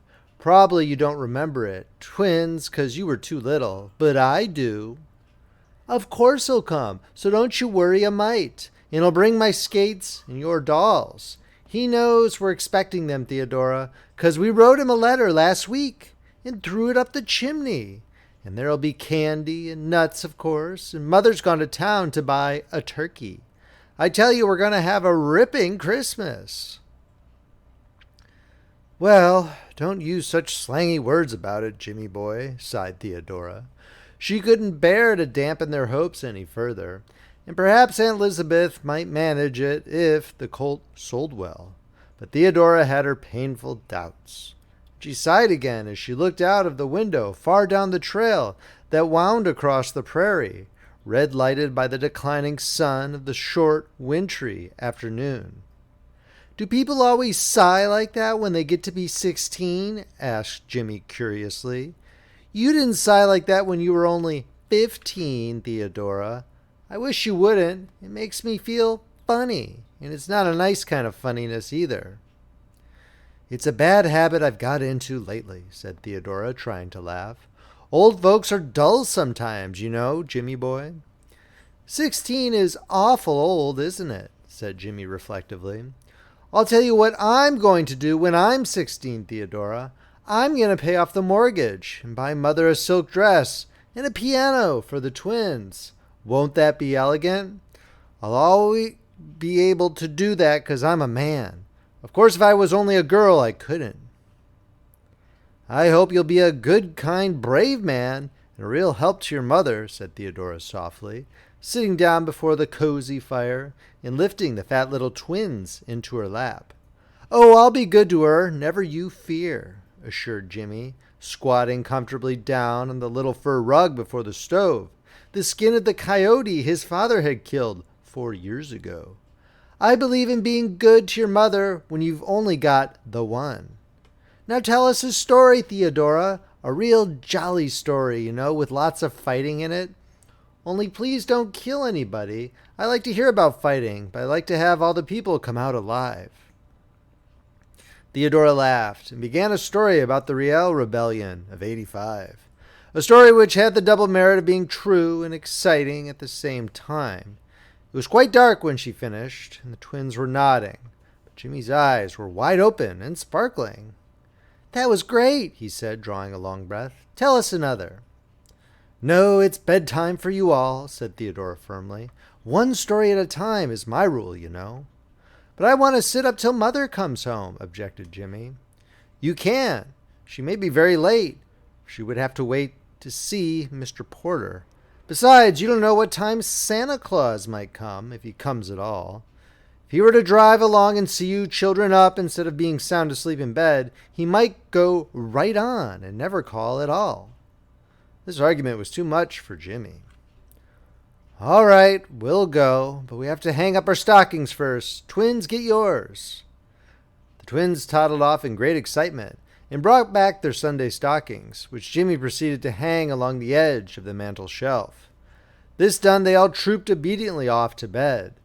Theodora gave another sigh and seated herself at the window, where she could watch the moonlit prairie for Mrs. Martin's homecoming and knit at the same time. I'm afraid that you will think from all the sighing Theodora was doing that she was a very melancholy and despondent young lady. You couldn't think anything more unlike the real Theodora. She was the jolliest, bravest girl of 16 in all Saskatchewan, as her shining brown eyes and rosy dimpled cheeks would have told you. And her sighs were not on her own account, but simply for fear the children were going to be disappointed. She knew that they would be almost heartbroken if Santa Claus did not come, and that this would hurt the patient, hard-working little mother more than all else. 5 years before this, Theodora had come to live with Uncle George and Aunt Elizabeth in the little log house at Red Butte.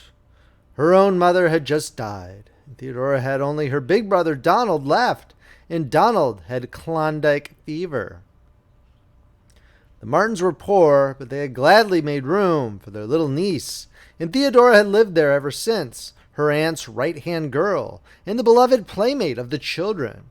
They had been very happy until Uncle George's death 2 years before this Christmas Eve.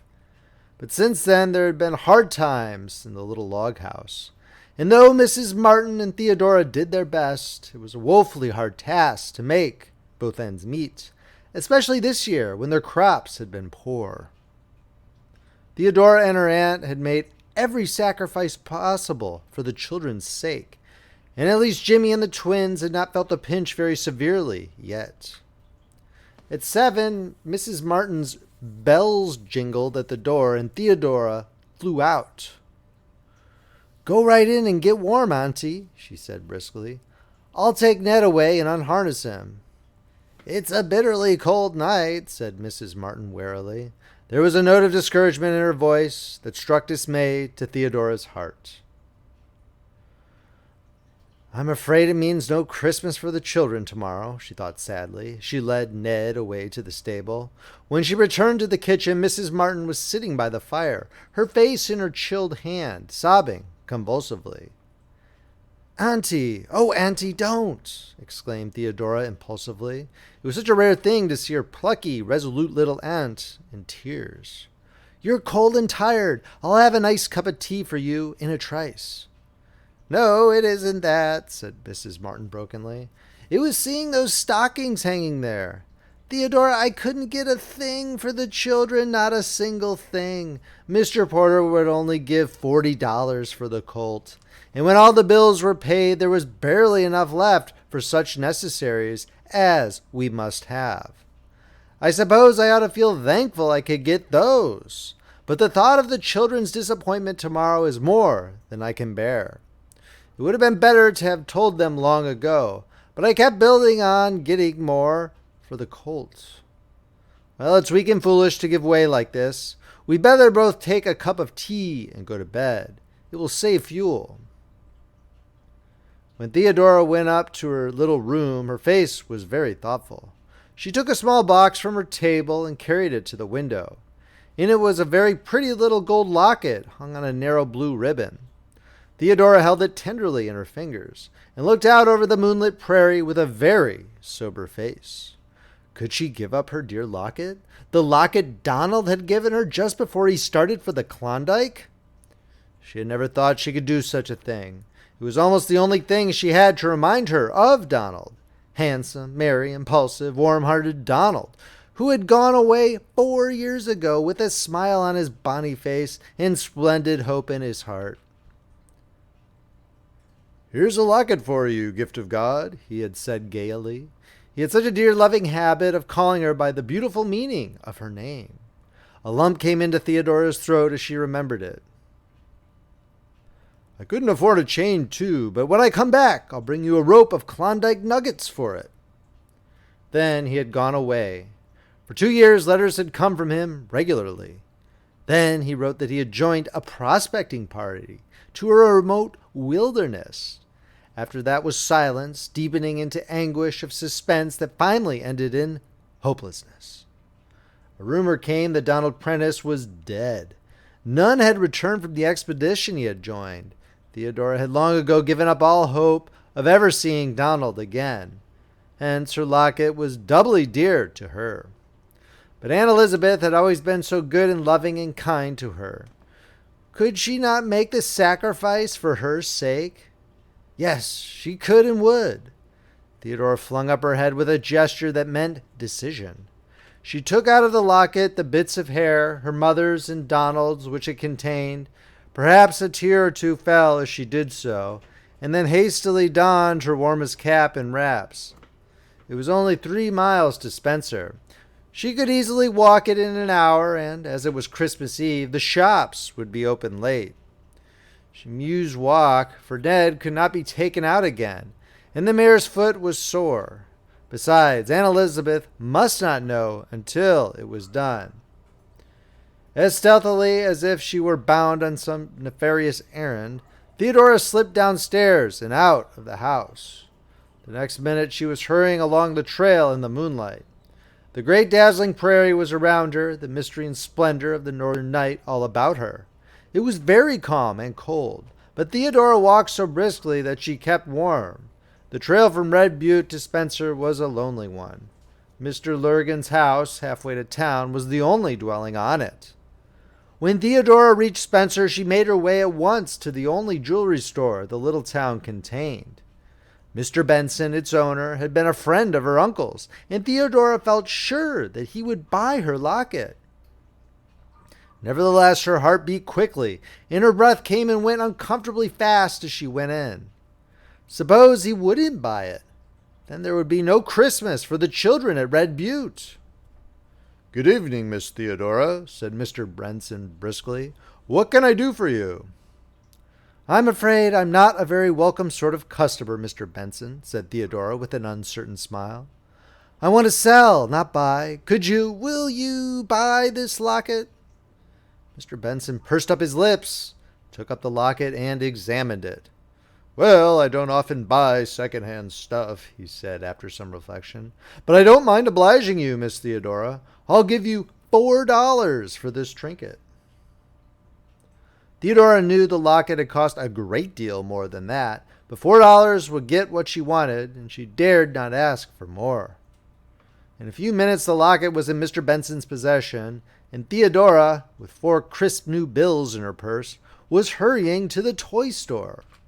Half an hour later, she was on her way back to Red Butte with as many parcels as she could carry. Jimmy's skates, 2 lovely dolls for the twins, packages of nuts and candy, and a nice plump turkey. Theodora beguiled her lonely tramp by picturing the children's joy in the morning. About a quarter of a mile past Mr. Lurgan's house, the trail curved suddenly about a bluff of poplars. As Theodora rounded the turn, she halted in amazement. Almost at her feet, the body of a man was lying across the road. He was clad in a big fur coat and had a fur cap pulled well down over his forehead and ears. Almost all of him that could be seen was a full bushy beard. Theodora had no idea who he was or where he had come from. But she realized that he was unconscious and that he would speedily freeze to death if help were not brought. The footprints of a horse galloping across the prairie suggested a fall and a runaway, but Theodora did not waste time in speculation. She ran back at full speed to Mr. Lurgan's and roused the household. In a few minutes, Mr. Lurgan and his son had hitched a horse to a wood sleigh and hurried down the trail to the unfortunate man. Theodora, knowing that her assistance was not needed and that she ought to get home as quickly as possible, went on her way as soon as she had seen the stranger in safekeeping. When she reached the little log house, she crept in, cautiously put the children's gifts in their stockings, placed the turkey on the table where Aunt Elizabeth would see it the first thing in the morning, and then slipped off to bed, a very weary but very happy girl. The joy that reigned in the little log house the next day more than repaid Theodora for her sacrifice. "Whoopee! Didn't I tell you that Santa Claus would come all right?" shouted the delighted Jimmy. "Oh, what splendid skates!" The twins hugged their dolls in silent rapture, but Aunt Elizabeth's face was the best of all. Then the dinner had to be prepared, and everybody had a hand in that. Just as Theodora, after a grave peep into the oven, had announced that the turkey was done, a sleigh dashed around the house. Theodora flew to answer the knock at the door, and there stood Mr. Lurgan and a big, bewhiskered, fur-coated fellow, whom Theodora recognized as the stranger she had found on the trail. But was he a stranger? There was something oddly familiar in those merry brown eyes. Theodora felt herself growing dizzy. "Donald!" she gasped. "Oh, Donald!" And then she was in the big fellow's arms, laughing and crying at the same time. Donald it was indeed. And then followed half an hour during which everybody talked at once, and the turkey would have been burned to a crisp had it not been for the presence of mind of Mr. Lurgan, who, being the least excited of them all, took it out of the oven and set it on the back of the stove. "To think that it was you last night, and that I never dreamed it!" exclaimed Theodora. "Oh, Donald, if I hadn't gone to town!" "I'd have frozen to death, I'm afraid," said Donald soberly. "I got into Spencer on the last train last night. I felt that I must come right out. I couldn't wait till morning. There wasn't a team to be got for love or money. It was Christmas Eve, and all the livery rigs were out, so I came on horseback. Just by that bluff, something frightened my horse, and he shied violently. I was half asleep and thinking of my little sister, and I went off like a shot. I suppose I struck my head against a tree. Anyway, I knew nothing more until I came to in Mr. Lurgan's kitchen. I wasn't much hurt, feel none the worse of it except for a sore head and shoulder, but oh, gift of God, how you have grown. I can't realize that you are the little sister I left 4 years ago. I suppose you have been thinking I was dead." "Yes, and oh, Donald, where have you been?" "Well, I went way up north with a prospecting party. We had a tough time the first year, I can tell you, and some of us never came back. We weren't in a country where post offices were lying around loose either, you see. And at last, just as we were about giving up in despair, we struck it rich. I brought a snug little pile home with me, and things are going to look up in this log house, gift of God. There'll be no more worrying for you dear people over mortgages." "I'm so glad for Annie's sake," said Theodora with shining eyes. But oh, Donald, it's best of all just to have you back. I'm so perfectly happy that I don't know what to do or say." "Well, I think you might have dinner," said Jimmy in an injured tone. "The turkey's getting stone cold and I'm most starving. I just can't stand it another minute." So with a laugh, they all sat down to the table and ate the merriest Christmas dinner the little log house had ever known. End of story.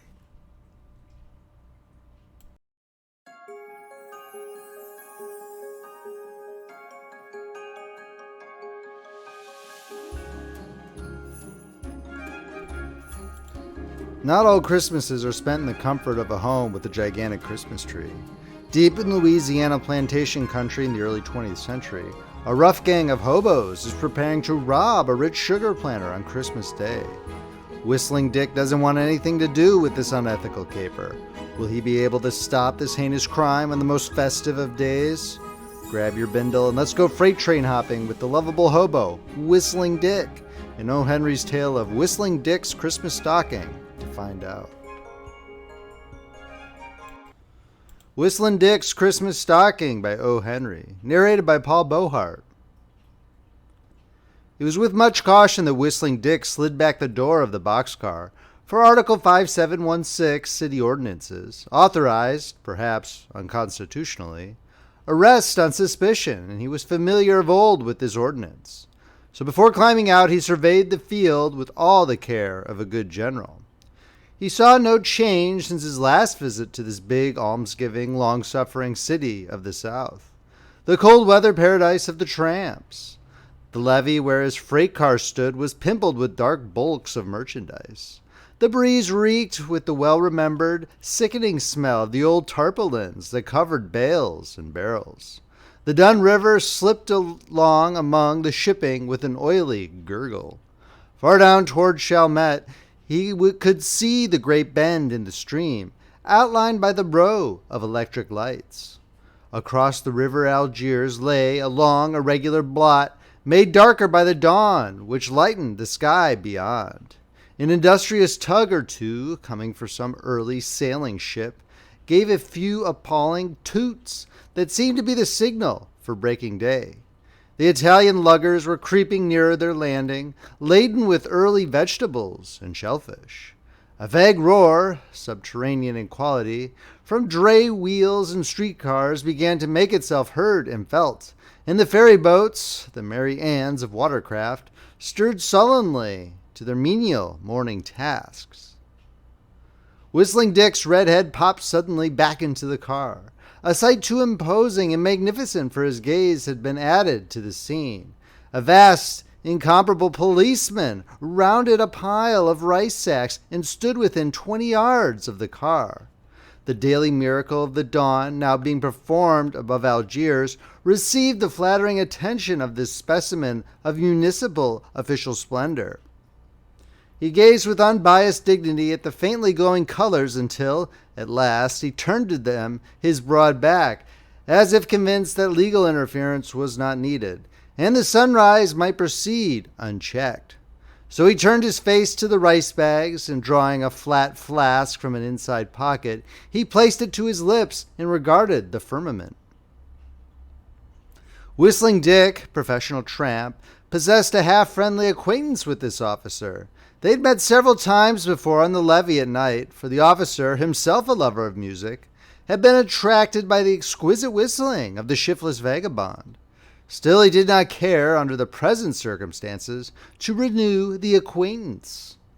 There is a difference between meeting a policeman on a lonely wharf and whistling a few operatic airs with him, and being caught by him crawling out of a freight car. So Dick waited, as even a New Orleans policeman must move on some time. Perhaps it is a retributive law of nature. And before long, Big Fritz majestically disappeared between the trains of cars. Whistling Dick waited as long as his judgment advised, and then slid swiftly to the ground, assuming as far as possible the air of an honest laborer who seeks his daily toil. He moved across the network of railway lines with the intention of making his way by quiet Giro Street to a certain bench in Lafayette Square, where, according to appointment, he hoped to rejoin a pal known as slick. This adventurous pilgrim having preceded him by one day in a cattle car into which a loose slat had enticed him. As Whistling Dick picked his way where night still lingered among the big, reeking, musty warehouses, he gave way to the habit that had won for him his title. Subdued, yet clear, with each note as true and liquid as a bobolink's, his whistle tinkled about the dim, cold mountains of brick like drops of rain falling into a hidden pool. He followed an air, but it swam mistily into a swirling current of improvisation.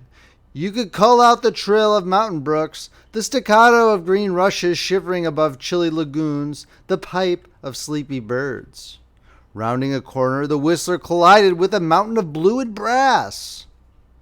"So," observed the mountain calmly, "you are already packed, and there will not be frost before 2 weeks yet, and you have forgotten how to whistle.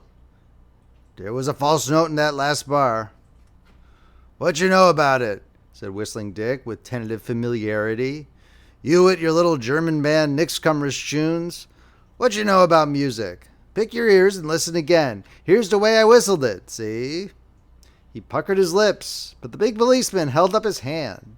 "Stop," he said, "and learn the right way, and learn also that a rolling stone can't whistle for a cent."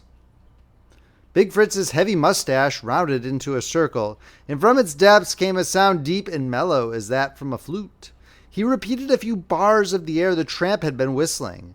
The rendition was cold but correct, and he emphasized the note he had taken exception to. "The P is P natural, not P flat. By the way, you better be glad I meet you. 1 hour later, and I would have to put you in a cage to whistle mit your jailbirds. Their orders are to bull all the bums after sunrise." "To which?" "To bull the bums. Everybody without visible means. 30 days is their price, or $15. Is that straight, or a game you giving me?" "It's the best tip you ever had. I give it to you because I believe you're not so bad as the rest, and because you can whistle der Freischütz better than I can. Don't run against any more policemen around the corners, but go away from town a few days. Goodbye." So Madame Orleans had at last grown weary of the strange and ruffled brood that came yearly to nestle beneath her charitable pinions. After the big policeman had departed, Whistling Dick stood for an irresolute minute, feeling all the outraged indignation of a delinquent tenant who is ordered to vacate his premises. He had pictured to himself a day of dreamful ease, when he should have joined his pal, a day of lounging on the wharf, munching the bananas and coconuts scattered and unloading the fruit steamers, and then a feast along the free lunch counters from which the easy-going owners were too good-natured or too generous to drive him away, and afterward a pipe in one of the little flowery parks and a snooze in some shady corner of the wharf. But here was a stern order to exile, and one that he knew must be obeyed. So with a wary eye open for the gleam of brass buttons, he began his retreat toward a rural refuge. A few days in the country need not necessarily prove disastrous. Beyond the possibility of a slight nip of frost, there was no formidable evil to be looked for. However, it was with a depressed spirit that Whistling Dick passed the old French market on his chosen route down the river. For safety's sake, he still presented to the world his portrayal of the part of the worthy artisan on his way to labor. A stall-keeper in the market, undeceived, hailed him by the generic name of his ilk, and Jack halted, taken by surprise. The vendor, melted by this proof of his own acuteness, bestowed a foot of frankfurter and half a loaf, and thus the problem of breakfast was solved. When the streets, from topographical reasons, began to shun the river bank, the exile mounted to the top of the levee, and on its well-trodden path pursued his way. The suburban eye regarded him with cold suspicion. Individuals reflected the stern spirit of the city's heartless edict. He missed the seclusion of the crowded town and the safety he could always find in the multitude. At Chalmette, 6 miles upon his desultory way, there suddenly menaced him a vast and bewildering industry. A new port was being established. The dock was being built. Compresses were going up. Picks and shovels and barrows struck at him like serpents from every side. An arrogant foreman bore down upon him, estimating his muscles with the eye of a recruiting sergeant. Brown men and black men all about him were toiling away. He fled in terror. By noon he had reached the country of the plantations, the great sad silent levels bordering the mighty river.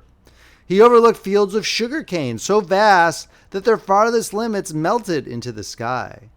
The sugar-making season was well advanced, and the cutters were at work. The wagons creaked drearily after them. The Negro teamsters inspired the mules to greater speed with mellow and sonorous imprecations. Dark green groves, blurred by the blue of distance, showed where the plantation houses stood. The tall chimneys of the sugar mills caught the eyes, miles distant, like lighthouses at sea. At a certain point, Whistling Dick's unerring nose caught the scent of frying fish.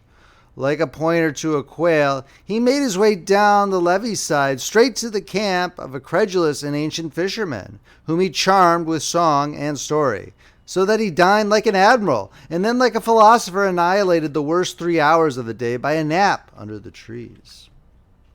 When he awoke and again continued his hydra, a frosty sparkle in the air had succeeded the drowsy warmth of the day. And as this portent of a chilly night translated itself to the brain of Sir Peregrine, he lengthened his stride and bethought him of shelter. He traveled a road that faithfully followed the convolutions of the levee, running along its base, but whither he knew not. Bushes and rank grass crowded it to the wheel ruts, and out of this ambuscade the pest of the lowlands swarmed after him, humming a keen, vicious soprano. And as the night grew nearer, although colder, the whine of the mosquitoes became a greedy, petulant snarl that shut out all other sounds. To his right, against the heavens, he saw a green light moving, and accompanying it, the mast and funnels of a big incoming steamer, moving as upon a screen at a magic lantern show. And there were mysterious marshes at his left, out of which came queer gurgling cries and a choked croaking. The whistling vagrant struck up a merry warble to offset these melancholy influences, and it is likely that never before, since Pan himself jigged it on his reeds, had such sounds been heard in those depressing solitudes. A distant clatter in the rear quickly developed into the swift beat of horses' hoofs, and Whistling Dick stepped aside into the dew-wet grass to clear the track. Turning his head, he saw approaching a fine team of stylish grays drawing a double surrey. A stout man with a white mustache occupied the front seat, giving all his attention to the rigid lines in his hands. Behind him sat a placid, middle-aged lady and a brilliant-looking girl hardly arrived at young ladyhood. The lap robe had slipped partly from the knees of the gentleman driving, and Whistling Dick saw 2 stout canvas bags between his feet. Bags such as, while loafing in cities, he had seen warily transferred between express wagons and bank doors. The remaining space in the vehicle was filled with parcels of various sizes and shapes. As the surrey swept even with the sidetracked tramp, the bright-eyed girl, seized by some merry madcap impulse, leaned out toward him with a sweet dazzling smile and cried, "Merry Christmas!" in a shrill plaintive treble. Such a thing had not often happened to Whistling Dick, and he felt handicapped in devising the correct response. But lacking time for reflection, he let his instinct decide, and snatching off his battered derby, he rapidly extended it at arm's length, and drew it back with a continuous motion, and shouted aloud but ceremonious, "Ah, there!" after the flying surrey. The sudden movement of the girl had caused one of the parcels to become unwrapped, and something limp and black fell from it into the road. The tramp picked it up and found it to be a new black silk stocking, long and fine and slender. It crunched crisply and yet with a luxurious softness between his fingers. "They're bloomin' little skisicks," said Whistling Dick with a broad grin bisecting his freckled face. "What do you think of that now? Merry Christmas! Sounded like a cuckoo clock, that's what she did. Them guys is swells, too, bet your life. And their old un stacks them sacks of dough down under his trotters like they was common as dried apples. Been shopping for Christmas, and the kids lost one of her new socks. what she was going to hold up Sandy with. The bloomin' little ski sticks with her Merry Christmas. What do you think? Same as to say, hello, Jack, how goes it? And as swell as 50th Avenue, and as easy as a blowout in Cincinnati. Whistling Dick folded the stocking carefully and stuffed it into his pocket. It was nearly 2 hours later when he came upon signs of habitation. The buildings of an extensive plantation were brought into view by a turn in the road. He easily selected the planter's residence in a large square building with 2 wings, with numerous good-sized, well-lighted windows, and broad verandas running around its full extent. It was set upon a smooth lawn, which was faintly lit by the far-reaching rays of the lamps within. A noble grove surrounded it, and old-fashioned shrubbery grew thickly about the walks and fences. The quarters of the hands and the mill buildings were situated at a distance in the rear. The road was now enclosed on each side by a fence, and presently, as Whistling Dick drew nearer the house, he suddenly stopped and sniffed the air. If there ain't a hobo stew cooking somewhere in this immediate precinct, he said to himself, me nose has quit telling the truth. Without hesitation, he climbed the fence to windward. He found himself in an apparently disused lot where piles of old bricks were stacked and rejected decaying lumber. In a corner, he saw the faint glow of a fire that had become little more than a bed of living coals, and he thought he could see some dim human forms sitting or lying about it. He drew nearer, and by the light of a little blaze that suddenly flared up, he saw plainly the fat figure of a ragged man in an old brown sweater and cap. That man, said Whistling Dick to himself softly, is a dead ringer for Boston Harry. I'll try him with the high sign. He whistled 1 or 2 bars of a ragtime melody, and the air was immediately taken up, and then quickly ended with a peculiar run. The first whistler walked confidently up to the fire. The fat man looked up and spake in a loud, asthmatic wheeze. Gents, the unexpected but welcome addition to our circle is Mr. Whistling Dick, an old friend of mine for whom I fully vouches. The waiter will lay another cover at once. Mr. W.D. will join us at supper, during which function he will enlighten us in regard to the circumstances that gave us the pleasure of his company. Chewing the stuffing out of the dictionary as usual, Boston, said Whistling Dick. But thanks all the same for the invitation. I guess I finds myself here about the same way as yous guys. A cop gave me the tip this morning. He's working on this farm? I guess, said Boston sternly. Should never insult his entertainers until he's filled up with grub.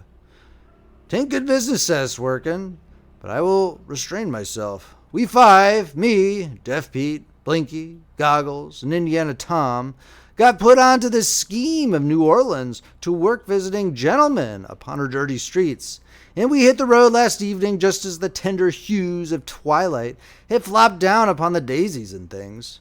Blinky, past the empty oyster can at your left, to the empty gentleman at your right. For the next 10 minutes, the gang of roadsters paid their undivided attention to the supper. In an old 5-gallon kerosene can, they had cooked a stew of potatoes, meat, and onions, which they partook of from smaller cans they had from scattered about the vacant lot. Whistling Dick had known Boston Harry of old, and knew him to be one of the shrewdest and most successful of his brotherhood. He looked like a prosperous stock drover or solid merchant from some country village. He was stout and hale, with a ruddy, always smoothly shaven face. His clothes were strong and neat, and he gave special attention to his decent-appearing shoes. During the past 10 years, he had acquired a reputation for working a larger number of successfully managed confidence games than any of his acquaintances, and he had not a day's work to be counted against him. It was rumored among his associates that he had saved a considerable amount of money. The 4 other men were fair specimens of the slinking, ill-clad, noisome genus who carried their labels of suspicious in plain view. After the bottom of the large can had been scraped and pipes lit at the coals, 2 of the men called Boston aside and spake with him lowly and mysteriously. He nodded decisively and then said aloud to Whistling Dick, "Listen, sonny, to some plain talky-talk. We 5 are on a lay. I've guaranteed you to be square, and you're to come in on the profits equal with the boys, and you've got to help. 200 hands on this plantation are expecting to be paid a week's wages tomorrow morning. Tomorrow's Christmas, and they want to lay off. Says the boss, work from 5 to 9 in the morning to get a train load of sugar off, and I'll pay every man cash down for the week and a day extra. They say, hooray for the boss, it goes. He drives to New Orleans today and fetches back the cold dollars. $2,074.50 is the amount. I got the figures from a man who talks too much, who got them from the bookkeeper. The boss of this plantation thinks he's going to pay this wealth to the hands. He's got it down wrong. He's going to pay it to us. It's going to stay in the leisure class where it belongs. Now half of this haul goes to me, and the other half the rest of you may divide. Why the difference? I represent the brains. It's my scheme. Here's the way we're going to get it. There's some company at supper in the house, but they'll leave about 9. They just happen in for an hour or so. If they don't go pretty soon, we'll work the scheme anyhow. We want all night to get away good with the dollars.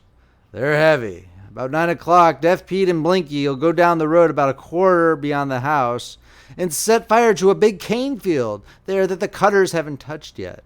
The wind's just right to have it roaring in 2 minutes. The alarm will be given, and every man jack about the place will be down there in 10 minutes fighting fire. That'll leave the money sacks and the woman alone in the house for us to handle. You've heard cane burn. Well, there's mighty few women can screech loud enough to be heard above its crackling. The thing's dead safe. The only danger is in being caught before we can get far enough away with the money. Now if you... Boston, interrupted Whistling Dick, rising to his feet. Thanks for the grub you fellers has given me, but I'll be moving on now. What do you mean? Asked Boston, also rising. Why, you can count me out of this deal. You ought to know that. I'm on the bum all right enough, but that other thing don't go with me. Burglary is no good. I'll say good night. Many thanks for...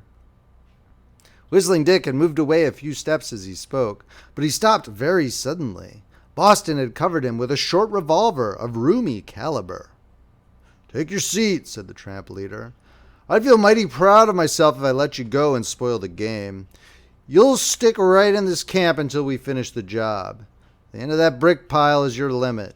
You go 2 inches beyond that and I'll have to shoot. Better take it easy now. It's my way of doing, said Whistling Dick. Easy goes. You can depress the muzzle of that 12-incher and run her back onto trucks.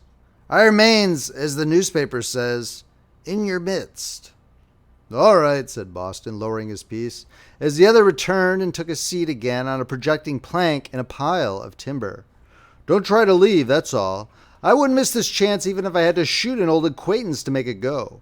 I don't want to hurt anybody especially, but this $1,000 I'm going to get will fix me for fair. I'm going to drop the road and start a saloon in a little town I know about. I'm tired of being kicked around. Boston Harry took from his pocket a cheap silver watch and held it near the fire. It's 8:45, he said. Pete, you and Blinky start. Go down the road past the house and fire the cane in a dozen places. Then strike for the levee and come back on it instead of the road, so you won't meet anybody. By the time you get back, the men will all be striking out for the fire, and we'll break for the house and collar the dollars. Everybody cough up what matches he's got. The two surly tramps made a collection of all the matches in the party, Whistling Dick contributing his quota with propitiatory alacrity, and then they departed in the dim starlight in the direction of the road.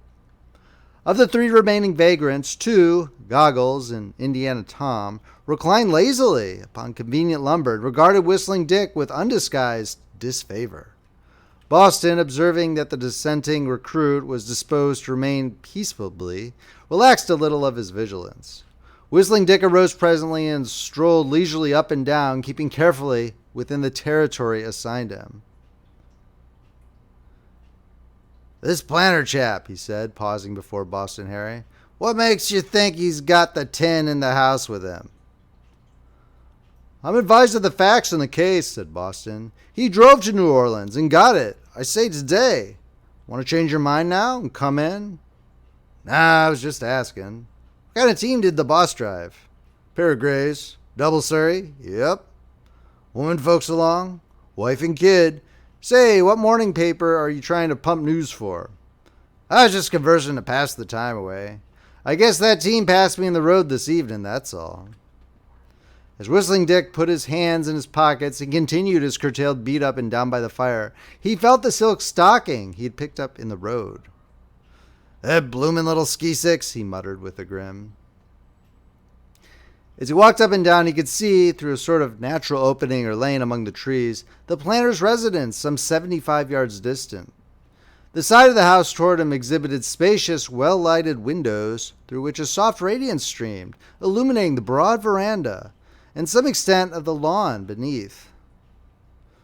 "What's that you said?" asked Boston sharply. "Nothing at all," said Whistling Dick, lounging carelessly and kicking meditatively at a little stone on the ground. "Just as easy," continued the warbling vagrant softly to himself, "and sociable and swell and sassy with her Merry Christmas. What do you think now?" Dinner, 2 hours late, was being served in the Belmead Plantation dining room. The dining room and all its appurtenances spoke of an old regime that was here continued rather than suggested to the memory. The plate was rich to the extent that its age and quaintness alone saved it from being showy. There were interesting names signed in the corners of the pictures on the walls. The viands were of the kind that bring a shine into the eyes of gourmets. The service was swift, silent, lavish, as in the days when the waiters were assets like the plate. The names by which the planter's family and their visitors addressed one another were historic in the annals of two nations. Their manners and conversation had that most difficult kind of ease, the kind that still preserves punctilio. The planter himself seemed to be the dynamo that generated the larger portion of the gaiety and wit. The younger ones at the board found it more than difficult to turn back on him his guns of raillery and banter. It is true, the young men attempted to storm his works repeatedly, incited by the hope of gaining the approbation of their fair companions. But even when they sped a well-aimed shaft, the planter forced them to feel defeat by the tremendous discomfiting thunder of the laughter with which he accompanied his retorts. At the head of the table, serene, matronly, benevolent, reigned the mistress of the house, placing here and there the right smile, the right word, the encouraging glance. The talk of the party was too desultory, too evanescent to follow, but at last they came to the subject of the tramp nuisance, one that had of late vexed the plantations for many miles around. The planter seized the occasion to direct his good-natured fire of raillery at the mistress, accusing her of encouraging the plague. "They swarm up and down the river every winter," he said. "They overrun New Orleans, and we catch the surplus, which is generally the worst part.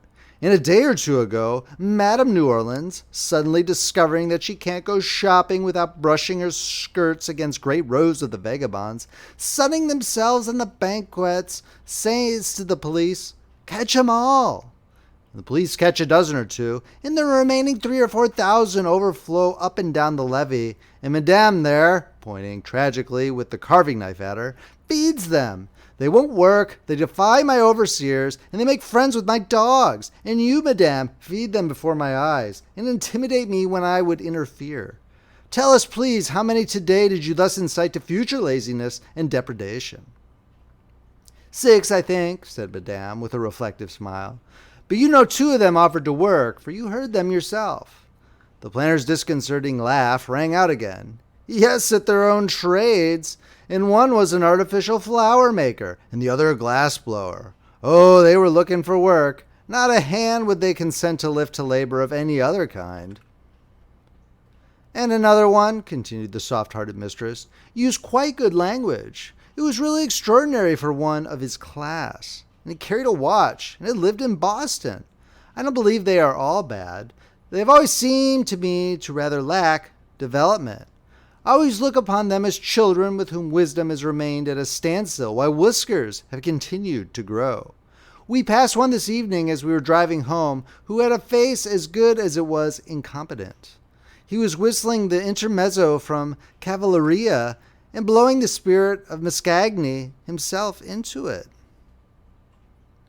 A bright-eyed young girl who sat at the left of the mistress leaned over and said in a confidential undertone, "I wonder, Mamma, if that tramp we passed on the road found my stocking.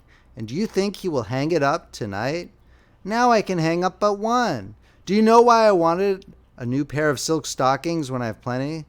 Well, old Aunt Judy says if you hang up 2 that have never been worn, Santa Claus will fill one with good things, and Monsieur Baum will place in the other payment for all the words you've spoken, good or bad, on the day before Christmas. That's why I've been unusually nice and polite to everyone today. Monsieur Baum, is a witch gentleman. The words of the young girl were interrupted by a startling thing. Like the wraith of some burned-out shooting star, a black streak came crashing through the window pane and upon the table, where it shivered into fragments a dozen pieces of crystal and chinaware, and then glanced between the heads of the guests to the wall, imprinting therein a deep round indentation at which, today, the visitor to Belmead marvels as he gazes upon it and listens to this tale as it is told. The women screamed in many keys, and the men sprang to their feet, and would have laid their hands upon their swords had not the verities of chronology forbidden. The planner was the first to act. He sprang to the intruding missile and held it up to view. "By Jupiter," he cried, "a meteoric shower of hosiery! Has communication at last been established with Mars?" "I should say, Venus," ventured a young gentleman visitor, looking hopefully for approbation toward the unresponsive young lady visitors. The planner held at arm's length the unceremonious visitor, a long dangling black stocking. "It's loaded," he announced. As he spoke, he reversed the stocking, holding it by the toe, and down from it dropped a roundish stone, wrapped about by a piece of yellowish paper. "Now for the first interstellar message of the century," he cried, and nodding to the company, who had crowded about him, he adjusted his glasses with provoking deliberation, examined it closely. When he finished, he had changed from the jolly host to the practical, decisive man of business. He immediately struck a bell and said to the silent-footed mulatto man who responded, "Go and tell Mr. Wesley to get Reeves and Maurice and about 10 stout hands they can rely upon, and come to the hall door at once. Tell him to have the men arm themselves and bring plenty of ropes and plow lines. Tell him to hurry." And then he read aloud from the paper these words: "To the gent of the house. There's 5 tough hobos, except myself, in the vacant lot near the road where the old brick piles is. They got me stuck up with a gun, see, and I taken this means of communication. 2 of the lads is going down to set a fire to the cane field below the house, and when you fellas goes to turn to hose on it, the whole gang is going to rob the house of the money you got to pay off with, say, get a move on you, say. The kid dropped this sock in the road. Tell her Merry Christmas, the same as she told me. Catch the bums down who rode first, and then send a relief corps to get me out of soak. Yours truly, Whistling Dick." There was some quiet but rapid maneuvering at Belmead during the ensuing half hour, which ended in 5 disgusted and sullen tramps being captured and locked securely in an outhouse, pending the coming of the morning and retribution. For another result, the visiting young gentlemen had secured the unqualified worship of the visiting young ladies by their distinguished and heroic conduct. For still another, behold Whistling Dick the hero, seated at the planter's table, feasting upon viands his experience had never before included, and waited upon by admiring femininity in shapes of such beauty and swellness that even his ever-full mouth could scarcely prevent him from whistling. He was made to disclose in detail his adventure with the evil gang of Boston Harry, and how he cunningly wrote the note and wrapped it around the stone, and placed it at the toe of the stocking, and, watching his chance, sent it silently, with a wonderful centrifugal momentum like a comet, at one of the big lighted windows of the dining room. The planter vowed that the wanderer should wander no more, that his was a goodness and an honesty that should be rewarded, and that a debt of gratitude had been made that must be paid. For had he not saved them from a doubtless imminent loss, and maybe a greater calamity, he assured Whistling Dick that he might consider himself a charge upon the honor of Belmead, that a position suited to his powers would be found for him at once, and hinted that the way would be heartily smooth for him to rise to his high places of emolument and trust as the plantation afforded. But now, this said, he must be weary, and the immediate thing to consider was rest and sleep. So the mistress spoke to a servant, and Whistling Dick was conducted to a room in the wing of the house occupied by the servants. To this room in a few minutes was brought a portable tin bathtub filled with water, which was placed on a piece of oiled cloth upon the floor. There the vagrant was left to pass the night. By the light of a candle he examined the room. A bed with the covers neatly turned back revealed snowy pillows and sheets. A worn but clean red carpet covered the floor. There was a dresser with a beveled mirror, a washstand with a flowered bowl and pitcher. The 2 or 3 chairs were softly upholstered. A little table held books, papers, and a day-old cluster of roses in a jar. There were towels on a rack and soap in a white dish. Whistling Dick set his candle on a chair and placed his hat carefully under the table.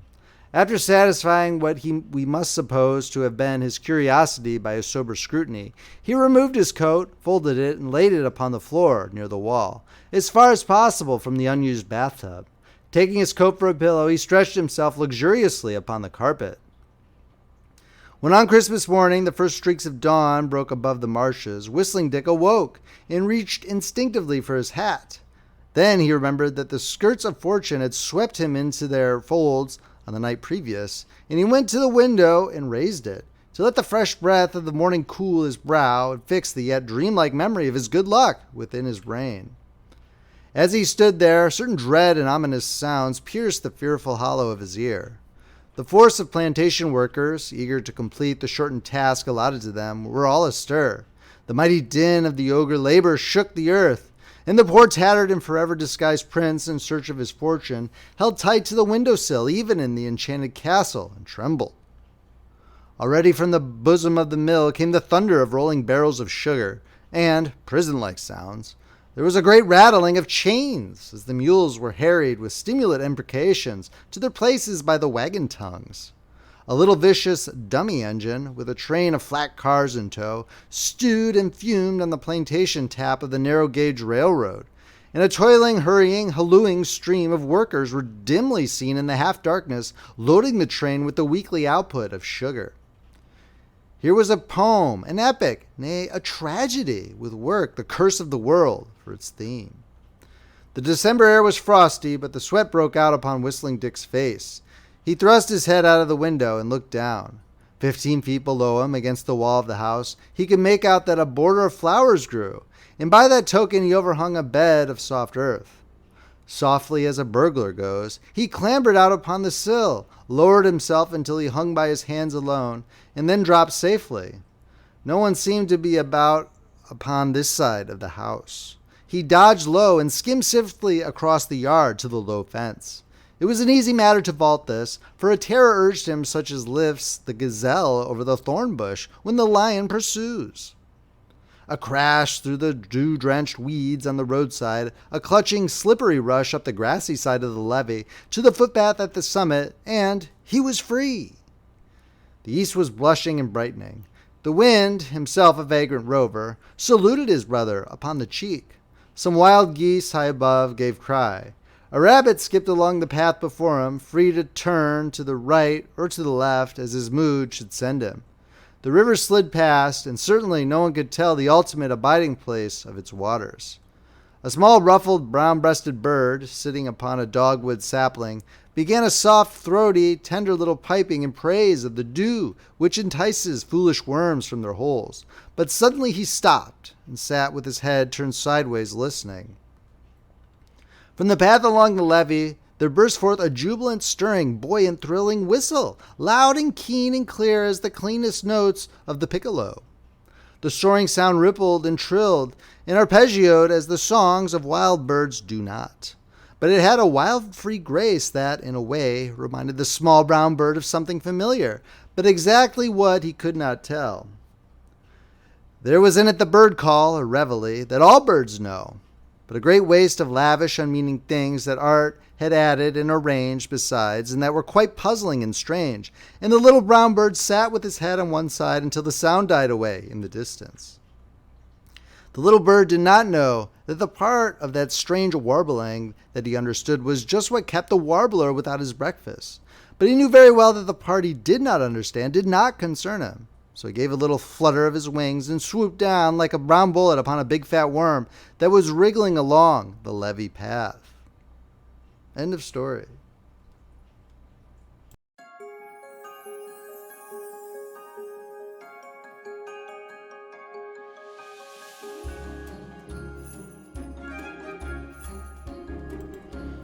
A Kidnapped Santa Claus by L. Frank Baum is not as famous as the author's Wizard of Oz series, but it is a pleasant tale to share around the holiday season. For centuries, a consortium of grouches have been trying to ruin Christmas for everyone else, particularly children. In this story, these Grinches are allegorically portrayed as a group of 5 demons who shamelessly attempt to trick Santa Claus into not delivering toys to children.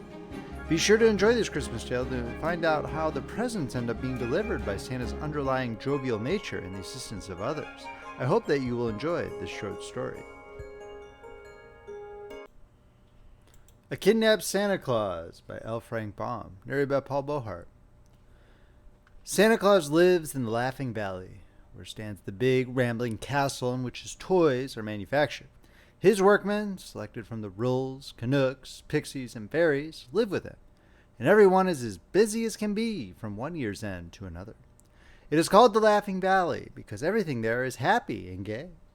The brook chuckles to itself as it leaps rollicking between its green banks. The wind whistles merrily in the trees. The sunbeams dance lightly over the soft grass, and the violets and wildflowers look smilingly up from their green nests.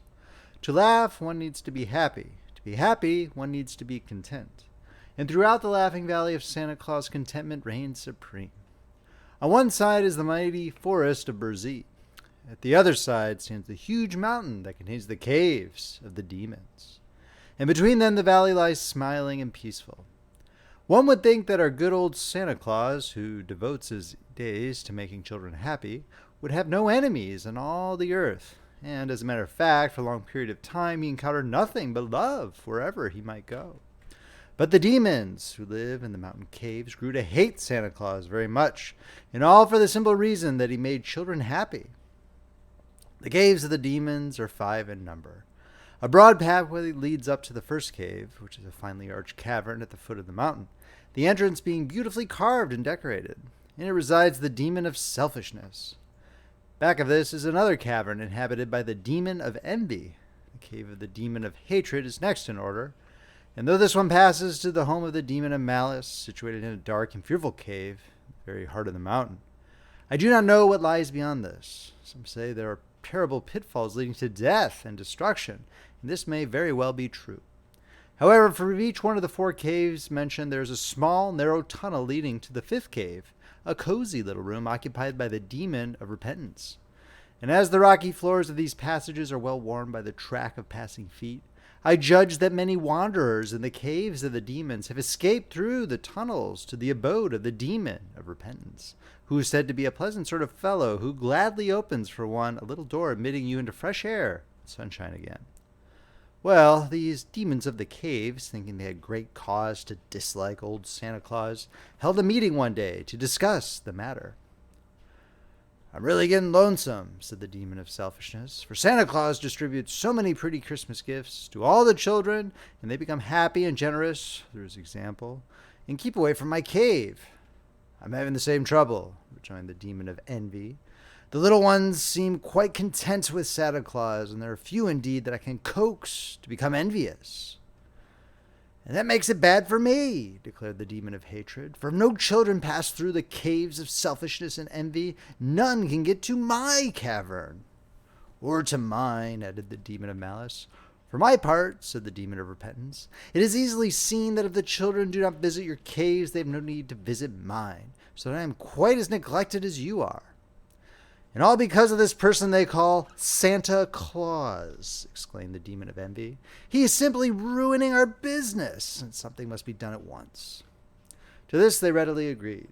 But what to do was another and more difficult matter to settle. They knew that Santa Claus worked all through the year at his castle in the Laughing Valley, preparing the gifts he was to distribute on Christmas Eve. And at first they resolved to try to tempt him into their caves, that they might lead him on to the terrible pitfalls that ended in destruction.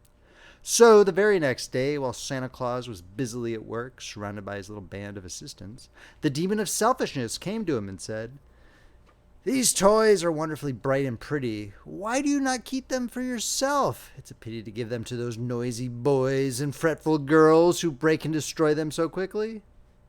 "Nonsense!" cried the old graybeard, his bright eyes twinkling merrily as he turned toward the tempting demon. The boys and girls are never so noisy and fretful after receiving my presents, and if I can make them happy for one day in the year, I am quite content." So the demon went back to the others, who awaited him in their caves, and said, "I have failed, for Santa Claus is not at all selfish." The following day, the demon of envy visited Santa Claus. Said he, "The toy shops are full of playthings quite as pretty as those you are making. What a shame it is that they should interfere with your business. They make toys by machinery much quicker than you can make them by hand, and they sell them for money while you get nothing at all for your work." But Santa Claus refused to be envious of the toy shops. "I can supply the little ones but once a year on Christmas Eve," he answered. "For the children are many, and I am but one. And as my work is one of love and kindness, I would be ashamed to receive money for my little gifts. But throughout all the year, the children must be amused in some way, and so the toy shops are able to bring much happiness to my little friends. I like the toy shops, and I'm glad to see them prosper." In spite of the second rebuff, the demon of hatred thought he would try to influence Santa Claus.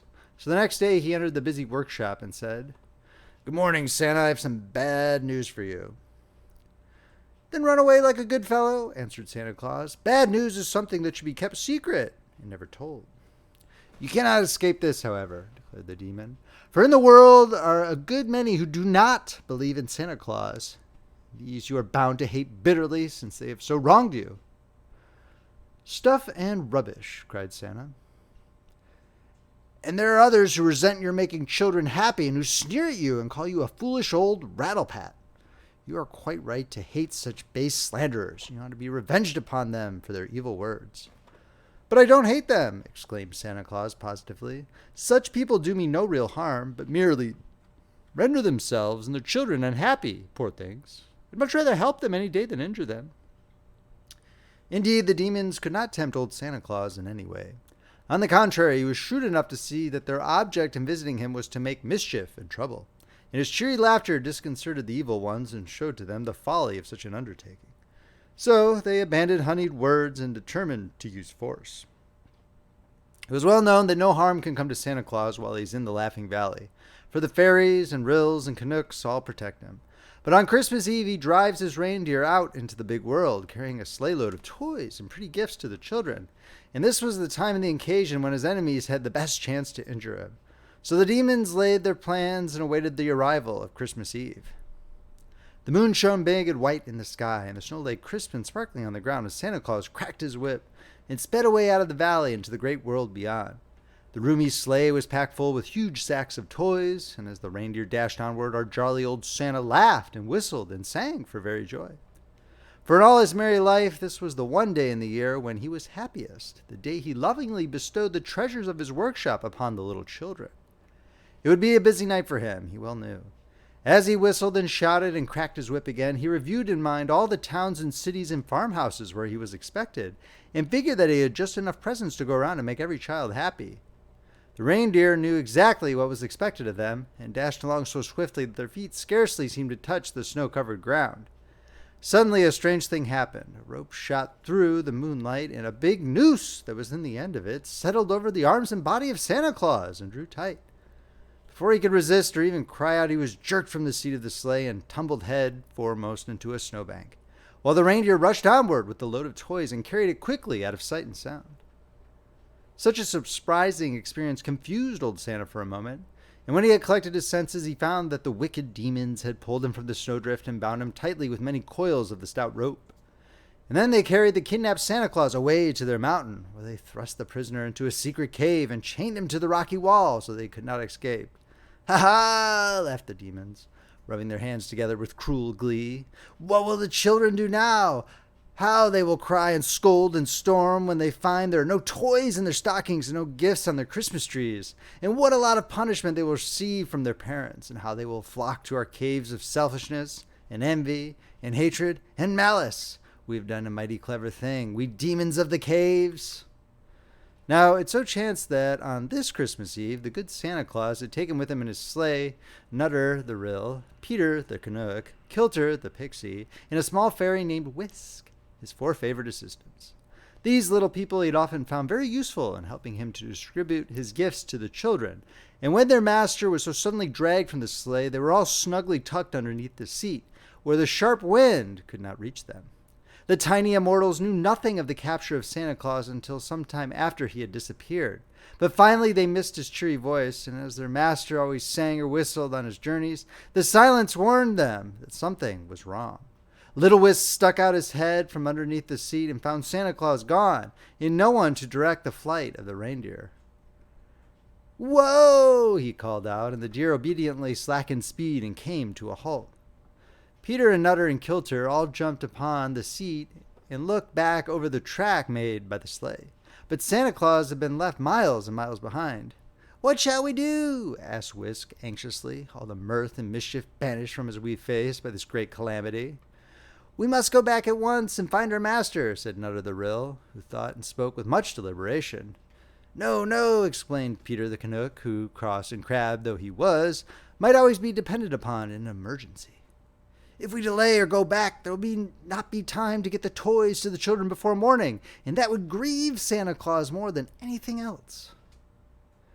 "It is certain that some wicked creatures have captured him," added Kilter thoughtfully, "and their object must be to make the children unhappy. So our first duty is to get the toys distributed as carefully as if Santa Claus were himself present. Afterward, we can search for our master and easily secure his freedom." This seemed such good and sensible advice that the others at once resolved to adopt it. So Peter the Canuck called to the reindeer, and the faithful animals again sprang forward and dashed over hill and valley, through forest and plain, until they came to the houses wherein children lay sleeping and dreaming of the pretty gifts they would find on Christmas morning. The little immortals had set themselves a difficult task, for although they had assisted Santa Claus in many of his journeys, their master had always directed and guided them and told them exactly what he wished them to do. But now they had to distribute the toys according to their own judgment. They did not understand children as well as did old Santa. So it is no wonder they made some laughable errors. Mammy Brown, who wanted a doll, got a drum instead. And a drum is of no use to a girl who loves dolls. And Charlie Smith, who delights to romp and play out of doors, and who wanted some new rubber boots to keep his feet dry, received a sewing box filled with colored worsteds and threads and needles, which made him so provoked that he thoughtlessly called our dear Santa Claus a fraud. Had there been many such mistakes, the demons would have accomplished their evil purpose and made the children unhappy.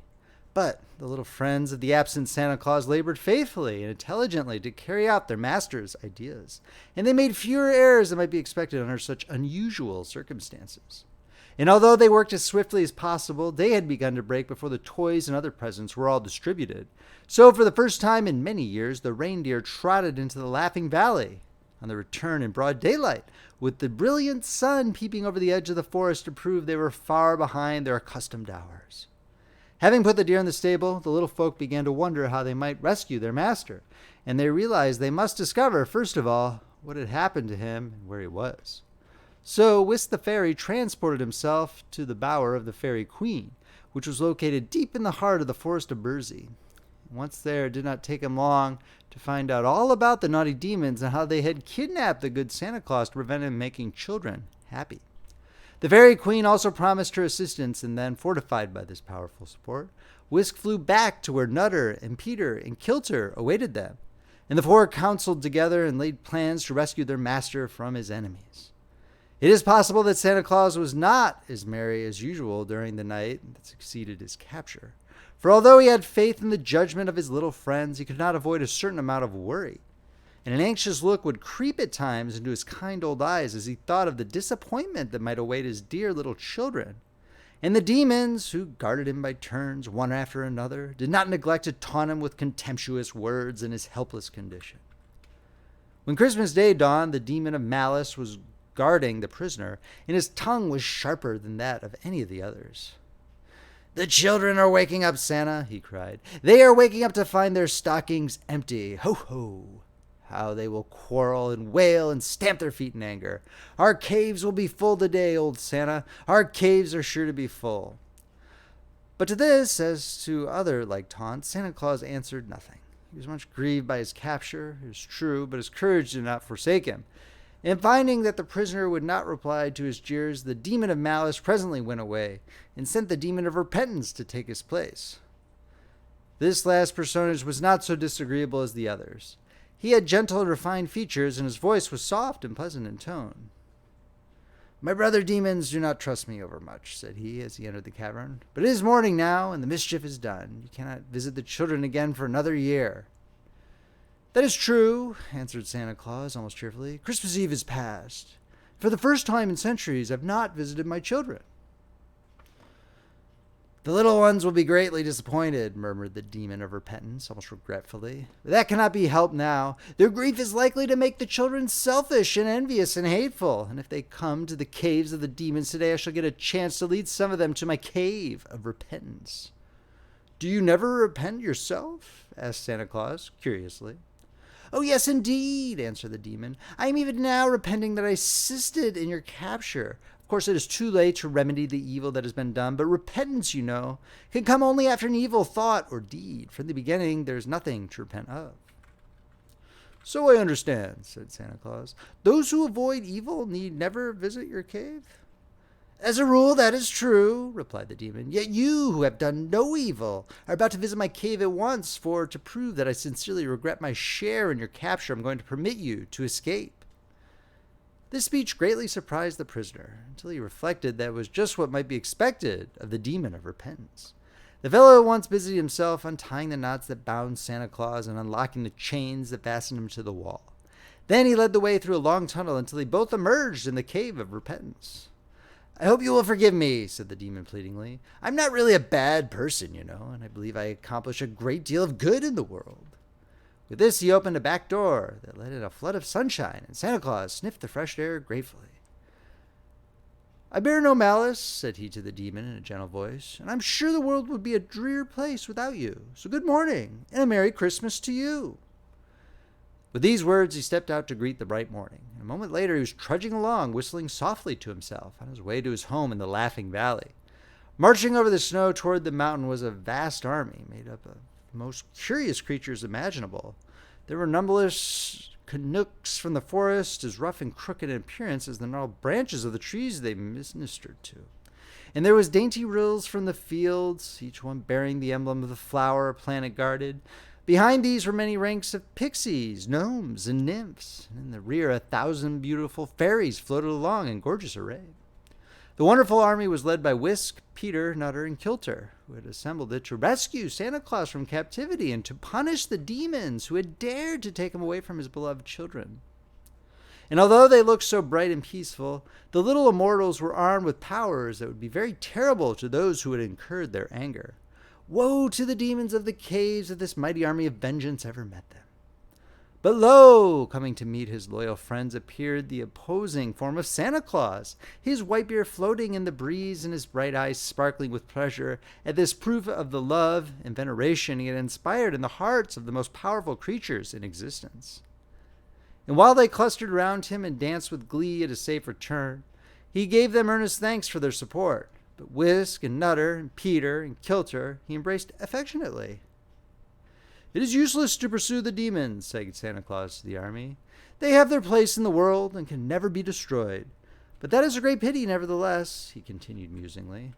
So the fairies and Canucks and pixies and rills all escorted the good man to his castle, and there left him to talk over the events of the night with his little assistants. Whisk had already rendered himself invisible and flown through the big world to see how the children were getting along on this bright Christmas morning. And by the time he returned, Peter had finished telling Santa Claus of how they had distributed the toys. We really did very well, cried the fairy in a pleased voice, for I found little unhappiness among the children this morning. Still, you must not get captured again, my dear master, for we might not be so fortunate another time in carrying out your ideas.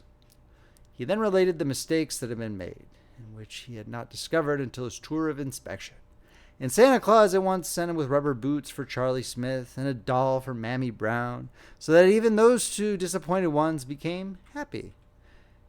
As for the wicked demons of the caves, they were filled with anger and chagrin when they found that their clever capture of Santa Claus had come to naught. Indeed, no one on that Christmas day appeared to be at all selfish or envious or hateful. And realizing that while the children's saint had so many powerful friends, it was folly to oppose him, the demons never again attempted to interfere with his journeys on Christmas Eve. End of story.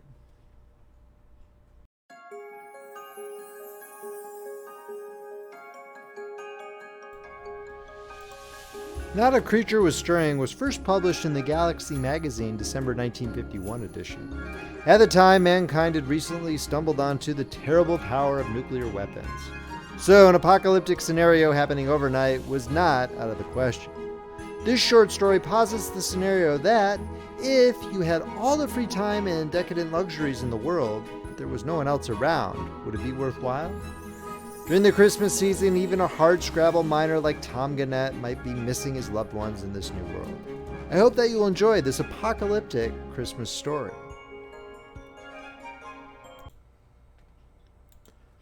Not a Creature Was Stirring by Dean Evans, narrated by Paul Beauheart. He was a tall, hard man with skin the color of very old iodine. When he climbed up out of the vertical shaft of his small gold mine, the Lousy Disappointment, he could have been taken for an Indian. He was that dark. Except, of course, that Indians didn't exist anymore in 1982. His name was Tom Gannett, and he was about 40 years old, and he didn't realize his own uniqueness. When he made it to his feet, the first thing he did was to squint up at the sun. The second was to sneeze, and the third to blow his nose. "Hey, you old sun," he growled. "You old crummy sun, you look sicker'n a dog." Which was literally true, for the sun seemed to be pretty queer. The whole sky seemed to be pretty queer, for that matter. Skies should be blue, and the sun should be a bloated golden bauble drifting serenely across them. But the skies were not blue. They were a dirty purplish gray. And the sun wasn't a bloated golden bauble. Somebody had it by the scruff of the neck and was dragging it. Gannett planted his big feet wide apart and frowned sourly around and sniffed the air like a dog at a gopher hole. "The damn world smells sick," he grunted. Which was also true. The word did smell sick. The world smelled something like that peculiar odor that comes from an old graveyard carefully tended by an old man with dank moss sticking to the soles of his old shoes. That kind of smell. Gannett didn't know why the sun looked sick, and he didn't know why the world smelled sick. Indeed, there were many things Gannett didn't know, among which would be these in particular. A. He did not know, since for the last 6 months he'd been living and working all alone in his little mine, which was in the remotest of the most remote desert regions of Nevada, that a little less than 3 weeks earlier, mankind had finally achieved the inevitable, man's own annihilation. B.